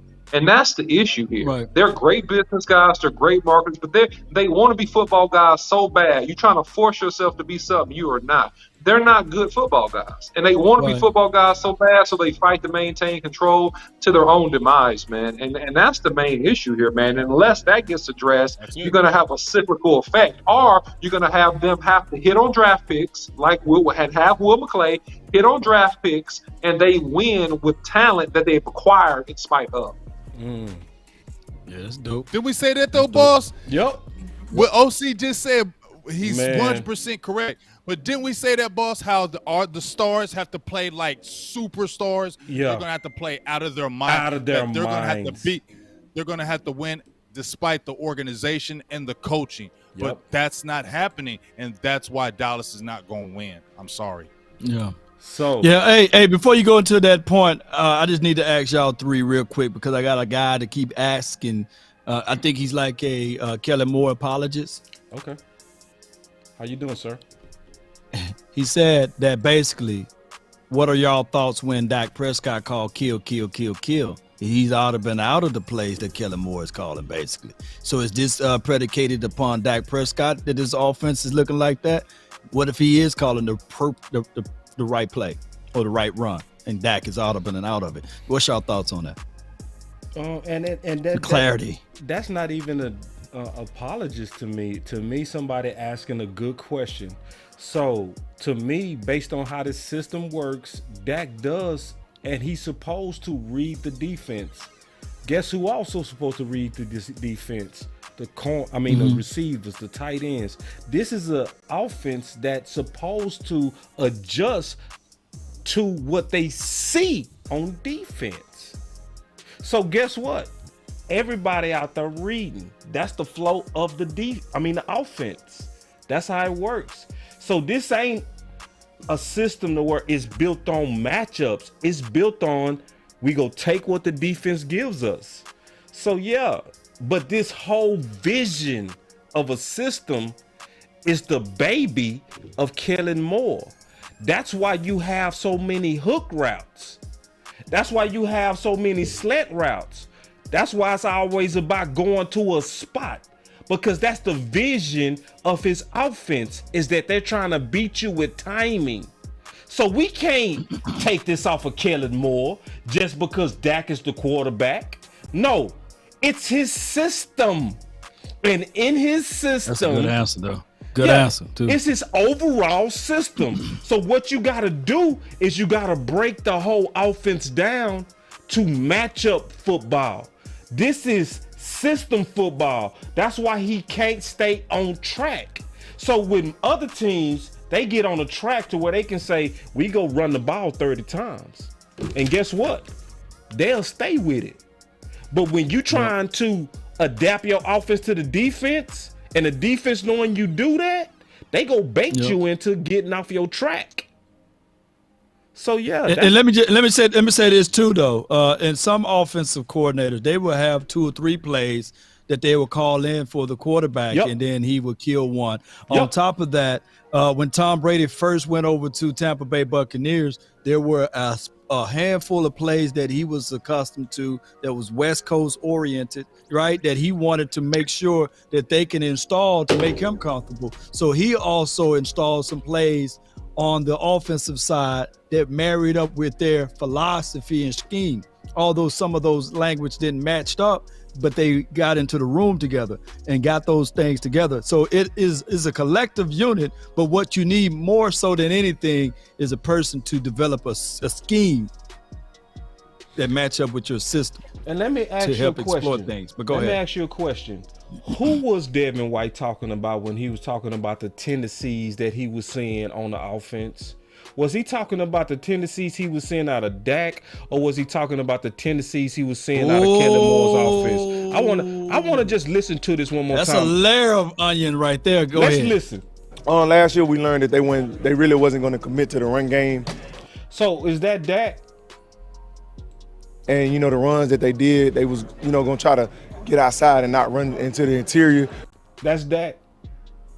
But most of the running game was quick game. A lot of curls, a lot of hitches, a lot of slants. That's Dak. Nope. And stuff. So we kind of knew that going in, so we was able to attack it. Listen, I'm gonna take this to another level, y'all. Can I take this to a whole nother level? That's deep, man. I don't know if they ready for that, man. I got something else, bro. Let me cue this up real quick. Go ahead and expound on that for me, OC, just real quick.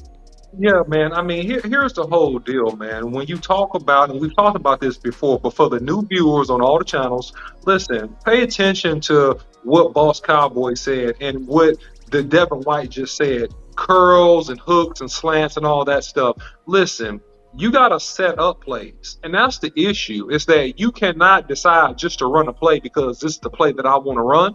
You have to look at the defense and you have to exploit matchups. And I think that Kellen's is okay. He's adequate in terms of coming up with concepts and plays. Where I think he needs to improve is understanding how to take advantage of matchups. That's the whole key word, right? Because when you watch advanced offenses and great offensive coordinators, they always exploit matchups, right? Always. And if you watch good defensive coordinators, and think about Bill Belichick, because most people are familiar with him on their Super Bowl runs where they had Tom Brady. What did Bill Belichick do? Just as an example, he would always take away the best thing that you did. He would say, okay, great. Make you play left-handed. Yeah. Exactly. Hey, you run the ball well, great. Okay, we're going to take away the run, and we're going to see if your quarterback can beat us. Okay, you throw the ball well, great. We're going to blitz your quarterback and pressure him. We're going to see if you can beat us with short passes and line up and run the football. So it's all about matchups, and that's the whole maturation process that Kellen has to have. And I'm almost done. I'll say this. Where we really fail offensively, if I want to get more granular about this, is that with the receiving core that we have, and even last year, like Amari Cooper made inferior routes work because he was a great route runner. So you could call a bad route that wasn't ideal in terms of combination, and he had so much wiggle and so much different techniques in terms of releases and how he could get into his route and break a defensive back down that he still could make the route work. Okay? That's what you have with Amari Cooper. That's good. You don't have that this year. So with the hooks, with the curls, what makes a hook and a slant and a hitch effective is they scared they gonna get beat deep. That's what gets that open. Yeah. If it's no threat, then nothing get behind them, they go sit on that all day long. And that's the issue here. Check this out. Yep. Super creative. Here are some things though, because I saw this from John Owning, and I like some of the stuff that he's doing. Listen. On average, NFL quarterbacks targeted hitch curl routes on 14.8% of pass plays. Okay. That's not including plays nullified by penalties. So that's on average in week one, NFL quarterbacks hitch and curl routes on 14.8%. In this game, Dak targeted those 23% of the time. Whoa. So he was higher than the league average on those specific types of routes. Week one, obviously a small sample size, correct? Yes. John Owning says in 2021, Dak targeted hitch curl routes on 19% of plays. The league average was 16%. So he likes that route. The slants and hitches accounted for 46.2 of Dak's targets in week one, while the NFL average was 23%. So Dak targeted those routes, the hitches and the slants, quick slants, almost twice as often as the NFL average. Isn't that kind of a Jason Garrett influence? As much as we want to think Kellen Moore is not influenced by Jason Garrett, that was one of his major mentors so far in his career. That is absolutely correct, Mike. And that's something that I think that the Joneses thought, we got a wonderkin here. He was running it. He was running the offenses that he'd been taught. And maybe he had a little more confidence with Dak, and he convinced Dak to be a little more confident in what they were doing. But it seems like, based on what we're looking at, this is the very conservative side of the Cowboys offense that goes to, hey, we aren't going to be the number one scoring offense in the league this year. That's with Dak in the game not even the entire game there. They weren't pushing the ball downfield. They were afraid to. And I don't know at what point you look at the offensive line and go, you know what? They're actually holding up just a little bit here. Yeah. I know the fear of that's not Connor McGovern out there, which is nobody's ever said that before, but are you starting that trend? Maybe so. I know the fear of, oh my gosh, is Biadasz gonna is he doing his job, or is Farnow gonna, what's going on here? The fear of Tyler Smith at left tackle. Maybe Tyler Smith did look good because they were getting the ball out quickly, because they weren't holding on to the ball very long. But those things were a good defense picked it up real fast, understood the Cowboys' limitations, and then exposed it. And that's what happened in this game a lot. There was something else that Yeah. So first of all, I want to say this: they need to get some better football guys on the fan. They got too many radio guys. They need football guys, because if they was really talking real football, they wouldn't have been saying Dak right there. The system was over targeting the slant routes and the hook routes. Yeah, but they were saying Dak doing it. So you telling me Dak is the one with the play sheet? You telling me Dak is the one with this vision? See, they need to feel they need to mix their slots a little bit. I'm glad those guys got great radio voices and all that, and I know that's important to the business. But when you trying to talk real and you trying to give real answers, then you need to say what it is. And I'm just telling you straight up, most of those guys even sitting on that show are not football guys. I heard them have a conversation today that was pathetic on a football level. They were saying, should a receiver slow down because Dak might throw behind them? I'm like, you having that conversation? Are you serious? Are you serious? Damn, they get paid to say that? Them boys getting a check to say that. I was like, damn, I need to go put in my resume or something. My Lord. I mean, but they need football guys. So that was the major problem with that. But the other side of what they were saying exposes that this Kellen Moore stuff is a dink and duck thing, and it goes with what you were saying you saw Law in training camp. Same thing. This has been going on since 2007. And I don't know why people just can't see that. This is the same offense. The thing is different that Kellen Moore does, just a little bit different. Pre-snap motion. That's the only thing. And for the life of me, I'm seeing the exact same offense. Now, what changed when Tony Romo got into that thing, and I know when I bring up Tony Romo, everybody think, okay, Dak should be Tony Romo, and Dak ain't Tony Romo, blah, blah, blah. But Tony Romo said, bump it, kill. I'm just going to go to Dez. I'm going to go to Dez. I'm going to go to Dez. I'm going to go to Dez. I'm going to go to Dez. F with this dude calling, I'm going to go to Dez. And then when Scott Linehan got a chance to get his hands on Dak Prescott, he said it himself. I like Dak Prescott because he run the play that I call. Right. He run the play that I call. And then in 2018, although this was before Kellen Moore was the offensive coordinator, but I think Kellen Moore was still in the building. Amari Cooper spoke out then. Hey, man, just give me the ball, man. I'm the playmaker, man. I'm the guy. But he silently said it, and he got canned for that, right? Yep. Fast forward until last year. He pointed out and said, hey, target me. I believe I can make some things happen. And I was listening to your show earlier today, Boss, and you brought back something that you said, I believe, in March or something like that. What's that, big dog? When old boy said, hey, target me. And then the next game versus the Washington football team, they targeted Amari Cooper. He went off early in the game. Then the post conference, when they talked to Kellen Moore, that brother lied to kick it. He said, no, we didn't target him.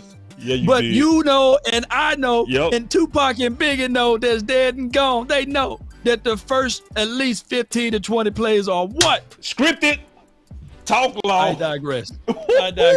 So y'all, I gotta hit.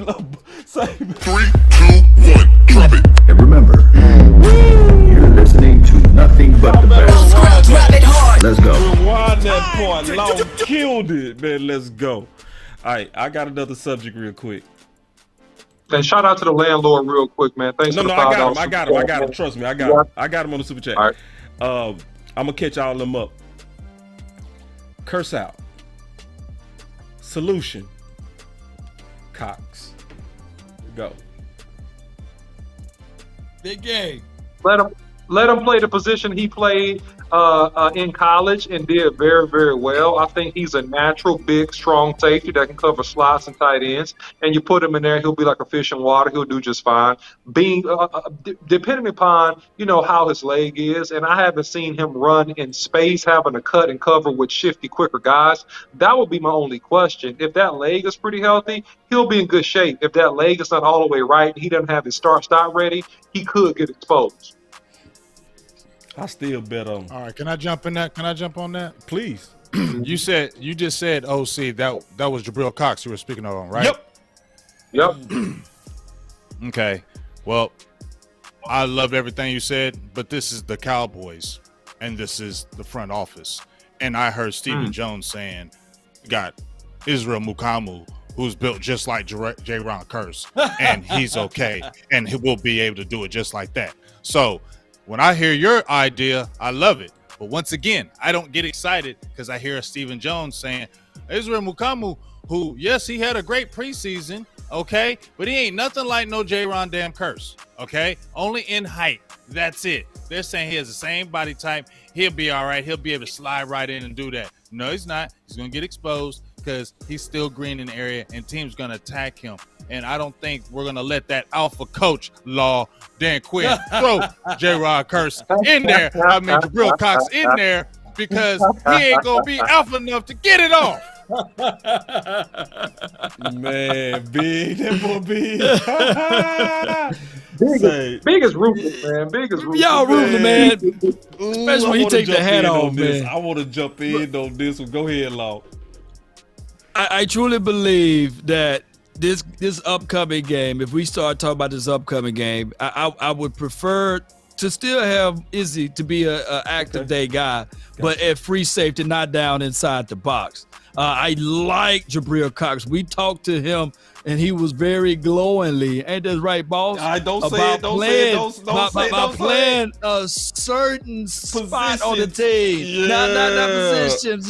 So that's all I'm saying. I ain't gonna leak out the stuff, but I'm telling you guys, when you look back at the preseason game, I want you guys to look at the total tackles and who led, and you will see Jabril Cox second on that list because Devin Harper was really on that list. And I'm going to tell you guys right now that if you go back and watch Leighton Vander Esch tape, the brother tried, but he just wasn't popping like I want him to as the Mike linebacker. And this is no shade at LVE because now that you guys want to say that, this is not an alpha coach, you may have a point with that part right there, because LVE don't belong. Look, I'm gonna tell y'all something. He ain't it. Oh my God, I gotta say this.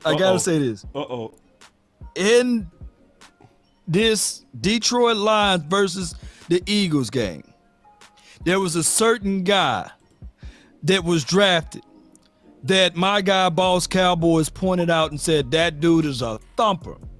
He played for the Detroit Lions, and his name is Rodriguez. Y'all know, y'all heard about him. I know y'all heard about him. Yeah. If he were Oklahoma State, if he were on the Cowboys, he would have been just like Devin Harper, inactive or on the bench.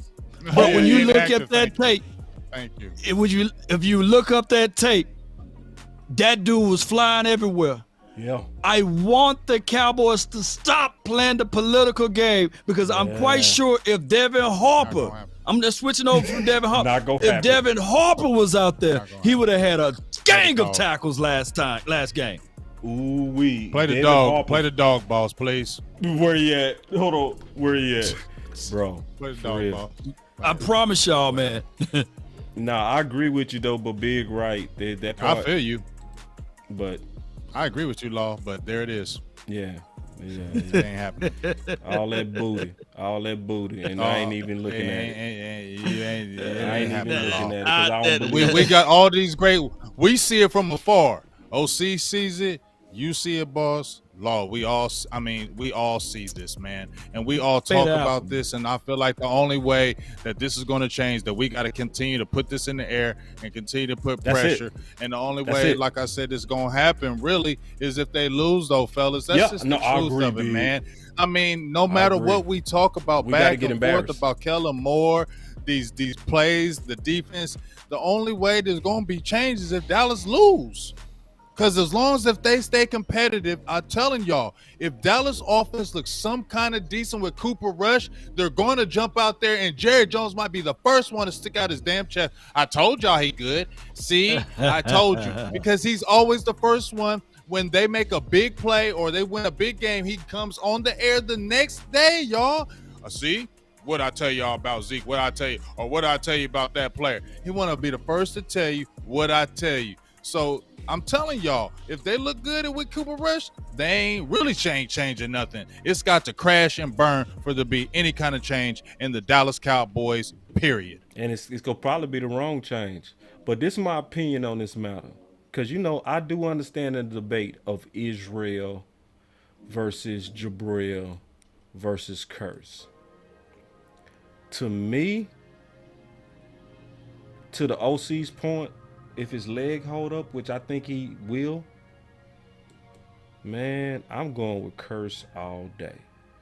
Just because of the nature of the big. You mean Cox?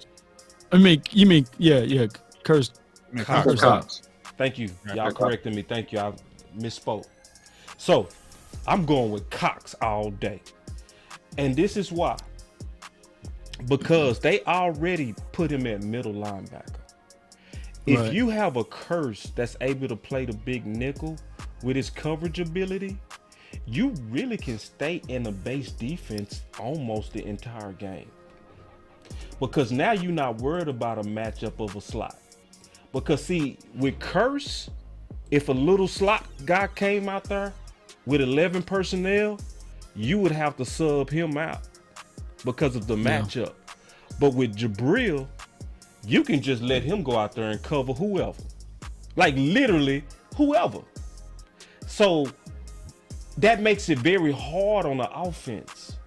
And plus he'll be playing a strong side, which is a better fit for him.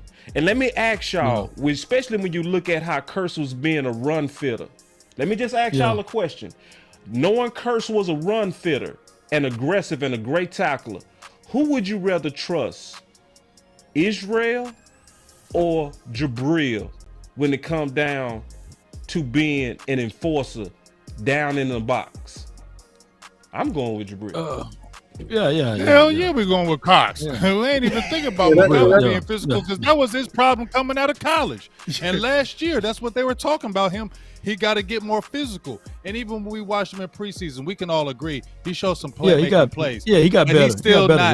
He's still not. When you see him tackle, he's still kind of brittle. His body, the way his body is built, it's not built like Curse. It is not built like Cox. So you remember how you saw Donovan Wilson? You loved how he was aggressive, but his body type couldn't take his own hits. So when he slammed into somebody, he would get hurt. I feel like that's what will happen to Mukamo if he start coming down in the box. His body ain't built up enough, and he'll catch injuries, in my opinion. That big nickel is real. Great point. Yeah, you go be down there. And good game by Donovan Wilson last game. Good game. Though, by the way. Good game by the homie. Good game by the homie.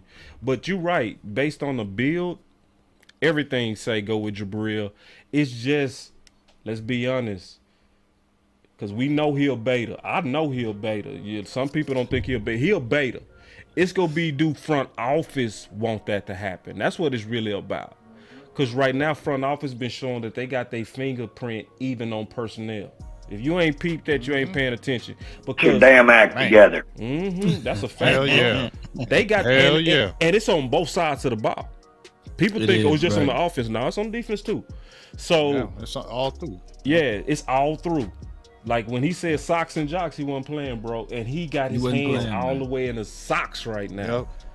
Yeah. With good coaches, man. Jerry and them crazy. All right. Yeah. I want to get y'all thoughts real quick on just to give a little bit of content from you guys on the Bengals, because we talked about preparation for the Bengals. So let's just get into that just real quick. What's y'all general thoughts as we getting ready to go up there? Not go up there. We getting ready to face the Bengals at home. We'll start with you, OC. Yeah, man. I mean, here's the thing when you talk about the Bengals, man. Bengals got Joe Burrow. Joe Burrow's a good quarterback. They got Jamar Chase. He's a problem. It don't matter who your secondary is, man. That dude is a great wide receiver. They got a good tight end. They're adequate at running the football. So I think that the defense, again, will have his work cut out for us in terms of slowing down that Cincinnati offense and keeping them off the board for 4 quarters. Now, I think here's the deal when you talk about dealing with the Cincinnati defense versus our offense. I think that, hey, they got some pieces, but we should be able to have some success versus the Cincinnati Bengals. But we're going to have to commit to running the football 25 to 30 times in this football game.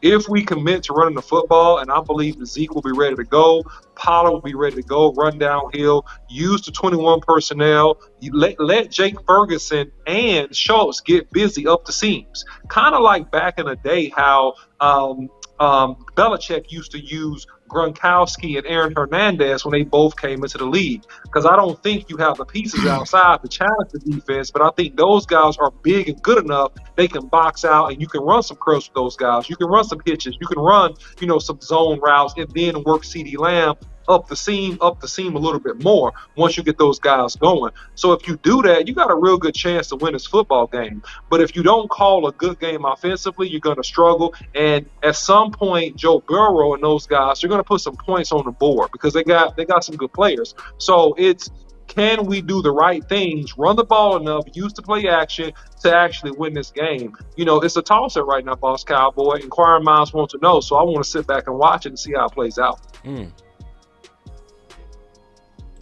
All right. Well, I'll kind of give my quick thoughts on it and then let y'all go. And I want to hear you guys. My quick thoughts on it, kind of bouncing off what OC says. I feel like the Dallas Cowboys have to win the time of possession game. They have to really be able to slow this game down, in my opinion. And how you slow the game down, you got to run. The offensive line did hold up. Ezekiel Elliott had 52 or 53 yards on 10 carries, so he averaged 5 yards a carry.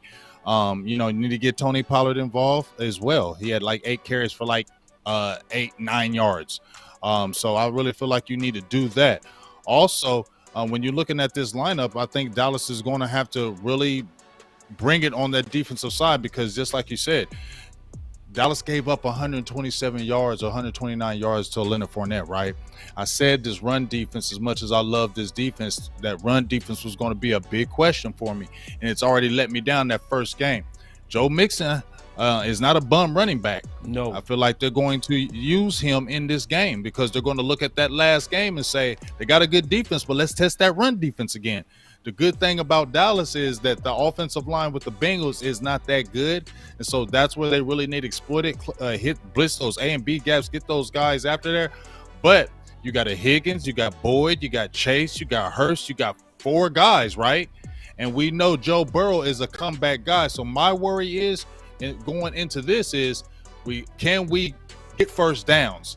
Can we get time of possession? Because we're going to need to do that because we just saw in that Pittsburgh game, right, fellas? Joe Burrow threw four picks in that game, and they still could have won it, right? They still could have won it. They still could have brought it back and win. So as good as Dallas can play defensively all game, Burrow and them can have one big drive and win it because Dallas don't have no points. So ball control, running the ball. I'm not going to sit there and say exploit matchups because they don't do it. So just hopefully, Ezekiel Elliott, they don't do it. So I'm not going to talk about matchups. They ain't exploiting them. I feel like, what we really need? Getting ready to hand it over to you guys. We need turnovers on defense, y'all. We need some defensive turnovers. We need more than one. and then the emphasis for the Cincinnati Bengals will be, let's not turn the ball over. If we don't turn the ball over, we win the game. What if I told you that the time of possession the Bengals had versus the Steelers they played against? They had the ball for 43 minutes. The Steelers had the ball for 26. But here's the crazy thing as I look at those stats. Joe Burrow threw for 4 interceptions. He had 2 fumbles, and the team was still balanced. The guy that we need to look out for is Hayden Hurst. He was a very intricate factor in that game. He had 5 catches for 46 yards, 9.2 yards per catch, but those were first down catches, by the way. And when you look at that game, they ran the ball 33 times. Write that down. That was a balanced approach. They ran the ball 33 times. Joe Mixon had 82 yards. Out of the 33 times, Joe Burrow ran the ball 6 times. He had 47 yards, so he's not afraid to run it himself. And think about this. We talk about these days before, using your running back who can get underneath and wiggle and get upfield. Joe Mixon had 7 receptions for 63 yards.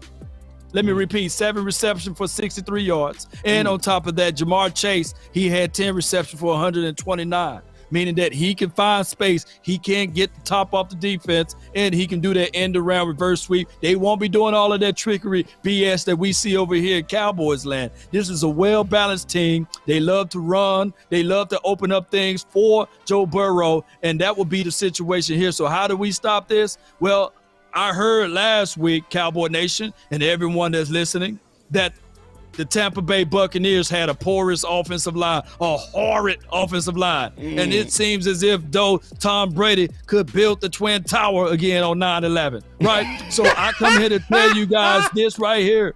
I don't want to hear that the Cincinnati Bengals had a horrid offensive line and we can't get pressure. We need to figure out ways to put pressure on Joe Burrows and get somebody else outside of Parsons to get sacks.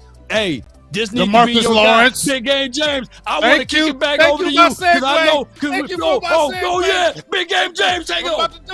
I'm about to do it. Thank you, Law, because Law Nation is right. They gave up 7 sacks against these Bengals, dog. It can't just be Parsons. We had 2 sacks in that game, 2, and they were big sacks. Stop possessions. They were about to put it in and score touchdowns. And can I use Law's thing? Dare I say, if Micah Parsons was not playing in that game, they probably would have scored touchdowns. Dare I say, because it wouldn't have been D-Law, would it? Well, we need you, D-Law, because you talk every week. You say this, you say that. Well, we need you on that opposite side. If you're going against Leo Collins or something like that, to whip his butt and do 3 sacks, because all you had was 4 tackles, no pressures, no hurries, no hits, and no sacks in that game against the Tampa Bay Buccaneers. So I don't want to hear that noise from him. You better show up in this game because the Dallas Cowboys need you. Well, I'm going to say something before you go, Boss, because I think this is really important. It's hard to jump back in on this. Here's a caveat that is going to be important as we go forward. The draft pick out of Ole Miss, Sam Williams has to get indoctrinated. He has to get some pass rush on 3rd down, because I'm going to tell you something, and I'm not being a hater. I'm saying what I saw.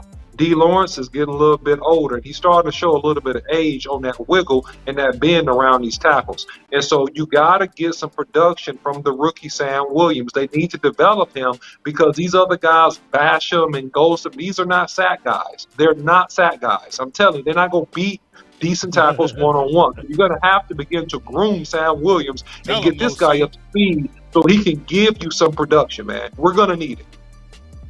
Man, y'all gonna get off my boy Tank. No, I ain't mad at y'all. No. I'm just playing, dog. He did have a key 3rd down play. I'm just playing, He had a key 3rd down play. I'm playing, dog. Yeah. He had a key 3rd down play. That was the only thing. Yeah, one play. He's a great run defender. I ain't mad at He's a great run defender. Don't change, Big. No, don't change. Don't change no Big Game, James. I mean, honestly, we got to run the ball. And then that L that we took it should be a good lesson to us, right? Don't get cute. It was working. We was running downhill. You could see the confidence of our offensive line. They looked like they wanted to run the ball. Like everybody out there was being very physical to try to help out Zeke. I'm talking about everybody. This looked even like Farniak. Farniak was out there trying to lay boys out. I loved it. Go to that, Kelly. You know, the pressure on you. And we've been hearing from the bosses. I heard from Steven and Jerry. And they gave a little subtle critique of Kelly. It never was to the point, Big. It never was to the point. But they did say, we did go away from the running game when it was working. See, that's their way of protecting Kellen. You know what I'm saying? Right. That's their way of Boss. critiquing Kellen. So they like, hey son, run the ball. See, they go pat him. You know how we do when we got little girls. You know what I mean? We got little girls. We don't spank them like Boss. We spank them like. Yeah. That's how they did Kellen. Yeah. So they saying, Kellen, go run the ball. So that's what we got to do. We definitely got to run the ball. We got to do a lot of 12 personnel. Slow the game down. Because they going to be also trying to run the ball on us. And we got to stop the run. We got to be way better at run stoppage than what we were. And that's also why I'm for Cox playing the big nickel. Because I want as many run stoppers in there as possible. So let me get to these super chats real quick, and then we'll get into them final words because I got a lot of super chats to get to. So, all right, here we go. And then y'all catch y'all's up too, obviously. Let me get all these super chats, man. I want to get to all y'all stuff. You over there on fire, man. Man, I'm talking about they got a lot of love for Boss Cowboy Sports, man. They definitely do. Shout out. I'm still trying to get one of them $100 tips like you got, though. I still ain't got that yet. Hey, they add up when you get 5, 10, 8, 9, 13, 12, and 20. So Bob Hicks said Dan Quinn recruited Dan Fowler at Florida. We will not win a Super Bowl until we stop getting these puppets. Yeah. At head coach. Yeah, absolutely, bro. So let me see. And then this dude said, my boy said, check it out. Tell me why we set all our dogs like Harper, Bell, McCormick, Cox, Bland, and all them physical cats. I don't know. Yeah. Then Q said real quick, Kellen's system can't beat cover 2. San Fran, Denver, LA, Tampa, they all play cover 2. And it's also a little bit more than cover 2. It's the quarters. They play that quarters, man. Yeah. That shit killed Kellen Moore. And it's the fact that Kellen keep throwing into it too. So right, you're supposed to run. Thank you. See, like we said it at the same time, bro. Yeah, they're supposed to run on that defense. You're supposed to run on that, dog. He said time to get Dez Bryant and start cussing folk. Yeah, I agree. You know, and then B Bird said he said Dak stood by when they got rid of Dez and Coop. He did. Let me interject right quick on one thing too. Yeah. On that quarters defense, let me tell you how crazy it is.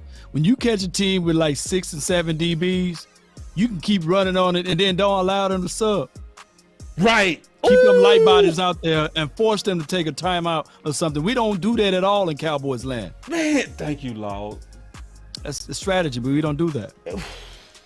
And even, look, and it's to this degree, and OC would know it too, even if you get like 2 or 3 yards, you know the next we're gonna hit because those light DBs, Boss, you play DB. Yeah, those light DBs that. Ain't gonna try to. Man, you don't want that. You gonna quit on the third, like the second or third. You gonna be like, man, come on, coach. You pat your helmet, and then you'll be like, you can't sub because they hurry up. We don't do that. I wish we do that.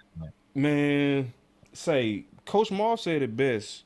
We've been calling Kellen Moore genius, and it's really looking like he drawn with crayons. Crayola boy. They're gonna call him Crayola boy. If that's a cap boy, there's a Crayola boy. Man, that's real sad that Devin White said we just watched the film from last year and we knew how to beat y'all. You didn't even change up how you played us from last year. You pathetic, dog. So Pastor Q said this sounds like a deacon meeting, board meeting. That was when we was all arguing. Yeah, that was when we was all arguing. So anyway, I got all my super chats caught up, man. What you got over the Law and Big? What you got, Big? We drive here. Man, y'all, hey, man, y'all put some donations. They way up there. We ain't tripping. Warren Duncan said he got the $5 holiday set. We need guys that hit big and gonna make you pay, even if they want to smell the ball. I guess he was referring to Jabril Cox when you're talking about the safety position. Makes sense. I like that. Yeah. Say real quick, man. Also, oh man, I didn't want to hit that. My bad. Oh. Picasso. Oh man, I got all these Picassos, man. My buttons ain't working right. Picasso. None of my buttons working right. Leonardo, Da Vinci, the Da Vinci Code. As long as it don't show nothing crazy. I ain't got no freaking diggy, I promise you. Oh, hold on. I didn't get to you, landlord. Let me get landlord in here. My bad, landlord. I got landlord over here, man. Boy, landlord be paying them chips, man. I appreciate you, big dog. My boy say players are hopeless with bad coaching. If you don't if you do what he says, you're gonna suck and get called trash. Facts, dog. And that was my whole thing is, how do you blame your quarterback when the defense telling you we know what y'all doing? Yep. Yep. But people still over here like, but Dak can audible. Dak, you know, he got the play sheet. Dak is what the? Come on, man. Hey, I was listening to it, and this is my recall on this, boss. This is my recall on this, boss. You was talking to one podcast, and I listened to it about 4 or 5 months ago, or maybe 7 months ago. You was talking about on a kickoff return, your coach was like, hey, kick it to the number one guy that was in the league, in the state. And you was like, man, I was like, man, we ain't gonna do this. We ain't gonna listen to coach. And y'all all had to be in on it to not listen to coach. We did. But you had to have a leader to really start it up because the shortest man on the team, or the guy that don't have a lot of iron in the fire, he can't do that. No. Yeah. We was like, we not kicking it to Hodges. And we onside kicked 4 times and recovered 4. Yep. And won the game by 1 point. Rebelling. Yeah, because we knew it was dumb. We was like, nah, we ain't kicking it to the number one dude in the state. And this is the sad part. On the 5th kickoff, coach got mad at us to say, I'm going to hurt y'all from getting y'all scholarships if y'all don't kick it deep. Y'all need to show that y'all listen to y'all coaches. And we was like, man, you can't mess with our scholarships. Kicked it deep. This is what I'm gonna do for sake of time, though, man. I'm just gonna give a shout out to those who donated, and then when the next time I go live, I'll read those. But cool. Shout out to Landlord from Alabama. Thank you for your donation. It goes a long way. Shout out to your Cowboy Culture. I love that name, man. I don't like that name at all. I love it. Shout out to your Church Hill for your donations. Shout out to your Keith Floyd. Thank you so much for your support. Angelo, Fisher, Sadiqua, thank you. And Sonny, thank all of y'all for y'all donations and all what y'all do for the nation to help elevate this. It really means a lot, Cowboy Nation, especially when you're independent like us, man. Yeah. We don't have things just pouring out of the sky, unlimited budget, man. But you guys help rock us, man, to the best way. And I really appreciate it from the bottom of my heart. Yeah, man, and shout out to Law, man. My boy Law is too humble, man. Do y'all know Law is the biggest independent YouTuber in the world? Did y'all know that? I say it because Law ain't gonna say it. He just too humble. Appreciate it, man. We looking at the biggest. He would never say it because he's very humble. But this guy right here is the biggest independent YouTuber in the world. And I'm telling you from being with the homie. He told me before, he said, boss, I can't go to the zoo. I was like, yeah, right. Man, you walk down the street with Law just once. Just once. Yeah. Just once. Boy, right. It's going to be, I swear, this is what I see all the time. I see this. Yep. Yeah, that's him. That's him, bro. That is him. That's him, bro. Yeah, that's him. That's Law. That's Law. I swear to God, it don't matter where we at. We could be sitting at the Waffle House. 2 in the morning, somebody gonna say, right. Hey, are you that guy that look like Arden? Final words. So the final words, man, I'll say this, starting it off, kicking it off. We got whooped, but I'd rather us get whooped early. I'd rather us get exposed early, and I'm happy that the finger is starting to point more so at Kellen Moore. I've been waiting on this day for a long time. Obviously, I'm still hoping that he turns around. I still even believe in Kellen Moore because I know the adjustment is a tweak. He needs to add one part to his system, and I think his system will take off like a train. He needs to make a change to where his system can then start to attack the matchups. And his system does not do that. But until his system does not do that, it's going to continue to be fool's gold. But now, at first, I'm going to say it like this. Michael Irvin's voice wasn't good enough. Troy Aikman's voice against Kellen Moore wasn't good enough. Jimmy Johnson, when he called out Kellen Moore, it wasn't good enough. When Kurt Warner did a video, it wasn't good enough. When Dez Bryant spoke out about the system and he was talking about Amari, it wasn't good enough. when Romo spoke about it and said initially it's gonna work, but y'all remember that but? Right, that booty. Defense is going to catch up, and when they do, they go figure out your tendencies. That's exactly what Romo said. And with all of that, the Joneses did nothing. But sometimes that's one thing that can get your attention. What my boy Big Game James said, getting slapped in your mouth. And then the captain of the defense going out loud and saying, we knew what your OC was doing. Put it in your face, Jerry. So hopefully, Jerry and Steven, this touch your pride. That's my final word. Because y'all didn't listen to your Hall of Famers. Y'all didn't listen to guys who played for y'all, who earned gold jackets. Y'all didn't listen to none of them.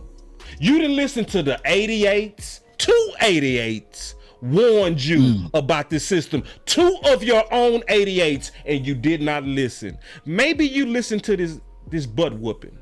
Maybe you listened to this guy putting it in your face. Maybe then, and Big Game James is right. Shout out to Big. All of y'all owe him an apology. This is why he never drunk no off-season Kool-Aid. Because we needed this slap. I'm glad we took the slap. Now let's get better from the slap. That's my final word. That's a good one right there, man. That's a great good final word. Yes, indeed. Listen. Thank you. That boy good. Thank you. It's only 4 things that the Cowboys need to do to be competitive and have a chance to win this football game. Number 1, commit to running the football a variety of ways out of a variety of looks and formations. Number 2, play action pass the football while moving CeeDee Lamb around and also targeting your tight ends underneath. Number 3, stay in the appropriate run package, which has Quentin Bohanna anchor in the middle of that defense. He played like a grown man. He's growing up fast. Keep your eye on him. Avoid underneath packages when you have Armstrong and Golson having to defend the run versus big, strong tackles because they got 8 up last week. Number 3, commit to let Micah Parsons get as many opportunities to rush Joe Burrow as possible because he's the real playmaker on that defense. And if you do that, at the end of the game, you just might have a chance to win. That's my final word. That's some good stuff. Y'all. That's good. That boy good. That's good. That boy big, cool, and fast. Yeah. Hey, killing it. Let me give a few shout outs to 3 guys, gave me some super chats, and I'm going to jump off right here. Coach Marv, shout out to the $5 holler. Shout out to James Tyson for the $20 holler. And shout out to Smoke for you for the $2 holler. Shout out to all of y'all. And now, just bouncing off both of you guys, I love what both of y'all just said, man. I love what y'all said. But guess what? Oh no! Don't put the dog up, man. Where my dog at? But guess what? What did they be saying? What they be saying? When they got that meme, when they got him, he said, "I don't believe you." That's that's where I'm coming from. See, I don't believe this because everything you guys are saying are correct. Don't believe everything you guys everything you guys are saying correct. But you just seen there hasn't been change since last year. Right. Everybody in America said change, and you're still the same. So I'm sorry, I don't have any confidence that you're going to change next Sunday or the week after that or the week after that. I don't have any confidence in that. And there's too much pride in that front office for there to be change unless you keep getting smacked in your face. Now, I know Cowboys fans, we don't want to hear that. I don't want to hear it. I love my team. We don't want to hear it. But that is the only way there's going to be change because I'm going to tell you something. Once again, if that offense looks good with Cooper Rush, if they move the ball with Cooper Rush, if they stay afloat with Cooper Rush, there ain't gonna be no change, and we're gonna get fooled and get smacked again in those playoffs, and then we're gonna say the same old thing again. So I'm not falling for that foolishness that they talking about there over in Dallas land, because the only way they're going to be changed in this system and for the Dallas Cowboys to finally move up into the upper echelon of anything is they got to get smacked in the mouth. Because if they get smacked in the mouth, they going to do the same damn thing. And that's my final word. I love it. Listen, before you go, dog, landlord in the building, bro. Check this out. This is the ultimate compliment. That boy say Big Game James hit different after an L. Just go over there, man. He the king, boy. Big Game James. You make you appreciate it, bro. Let me say this one more thing. Just one more before you go, Law. Because the offseason is the time of illogical optimism. It is. Right, illogical optimism. It's illogical optimism that happens all the time in the offseason. And then the reality. Once kickoff happened, all that hope and all that, what are you guys ready? You know what I'm saying? And you appreciate boys like Big Game James. Shout out to the landlord. Go ahead, Law. My bad. I ain't mean to get in the footwear your final word. No, you good, man, because Big Game James is like, man, you ain't Jesus Christ. You may be Leroy Christ. I believe Big Game James in the past was Thomas. And Jesus was like, man, God, dog, come on, man. Here you go, man. Here go my hands, man. Here go my hands. Here go my hands. And you Leroy Christ. And then Big Game James ain't going to just take the word. He going to have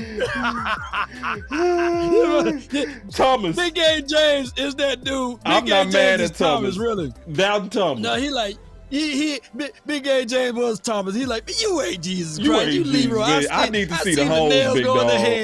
If I don't see no holes, it ain't him. We saw a guy walk on water. We done saw all of that, and he still died. He still died. That king ain't supposed to die. I need to see the holes. False prophets, man. Too many false prophets out there. Can't believe it. Facts. Man.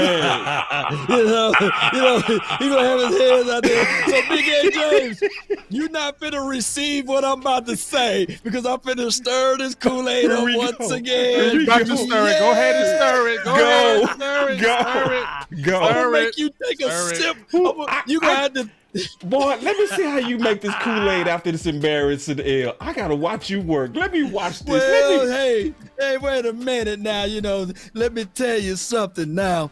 As we pass the communion juice around Kool-Aid, by the way.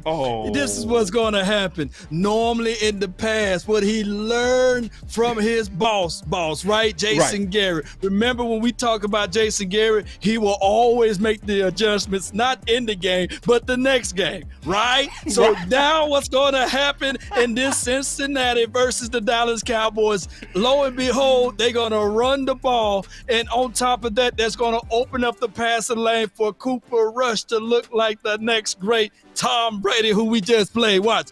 Cooper Rush going to have an unbelievable game because he's going to step and climb up in the pocket. We're going to be running the ball. We're going to get back to that, which was winning philosophy. On top of that, we got an angry Michael Parsons. I'm going to get back over to defense.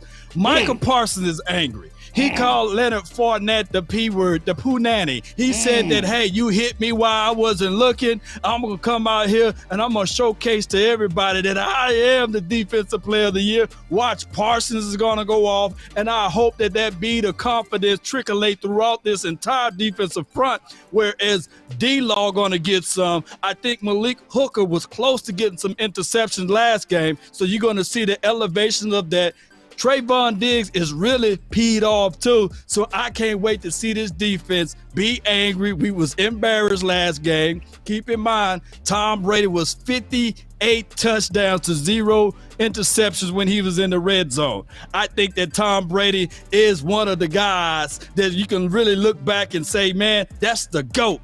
I promise you, not many teams will be able to do what Tom Brady did, right? So I'm looking at this defense is going to be an impact, X factor to the game. We going to win this game. It may be a close. It's not going to be a blowout. At least the expectation from when I do my call-in show, nobody going to say, well, the Cowboys are going to score 40 points or 30 points. Now the expectation is teetered down a little bit.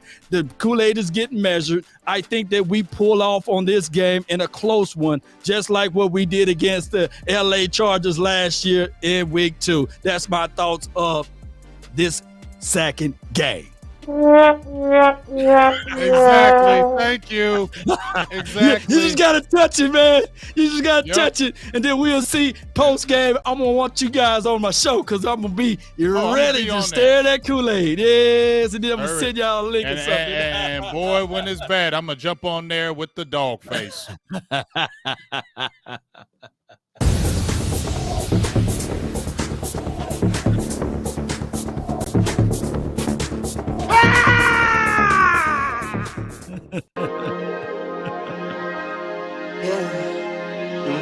I just wanna run it up. Come on, baby. I've been really in the field,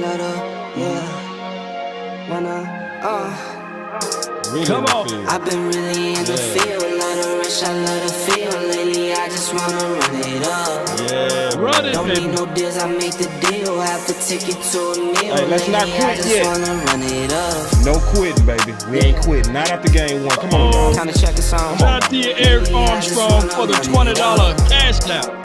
Man. Appreciate you. Common sense, man. Thank you for the $5 super chat, man. Let's get it. I need them fives, need them On tens, your I way need out. that change. To the Donations. safe, got Donations. blues Donations, inside. man. Donations, man. Man, Thank appreciate y'all. you for the Queens and pinks, 150 it's all the stars. same. I still say and roll my Hey, change. Shepherd, Take some thank losses you when I for the play. Charge it to $5 the super game. chat. I'm Come on. with yeah, I'm with Let's T, get like it, I'm man. with Boy, y'all Devin now. on your way out, I'm with boy. I Brady, love I'm with it. Jay, I love I'm it, with man. Chuck and now.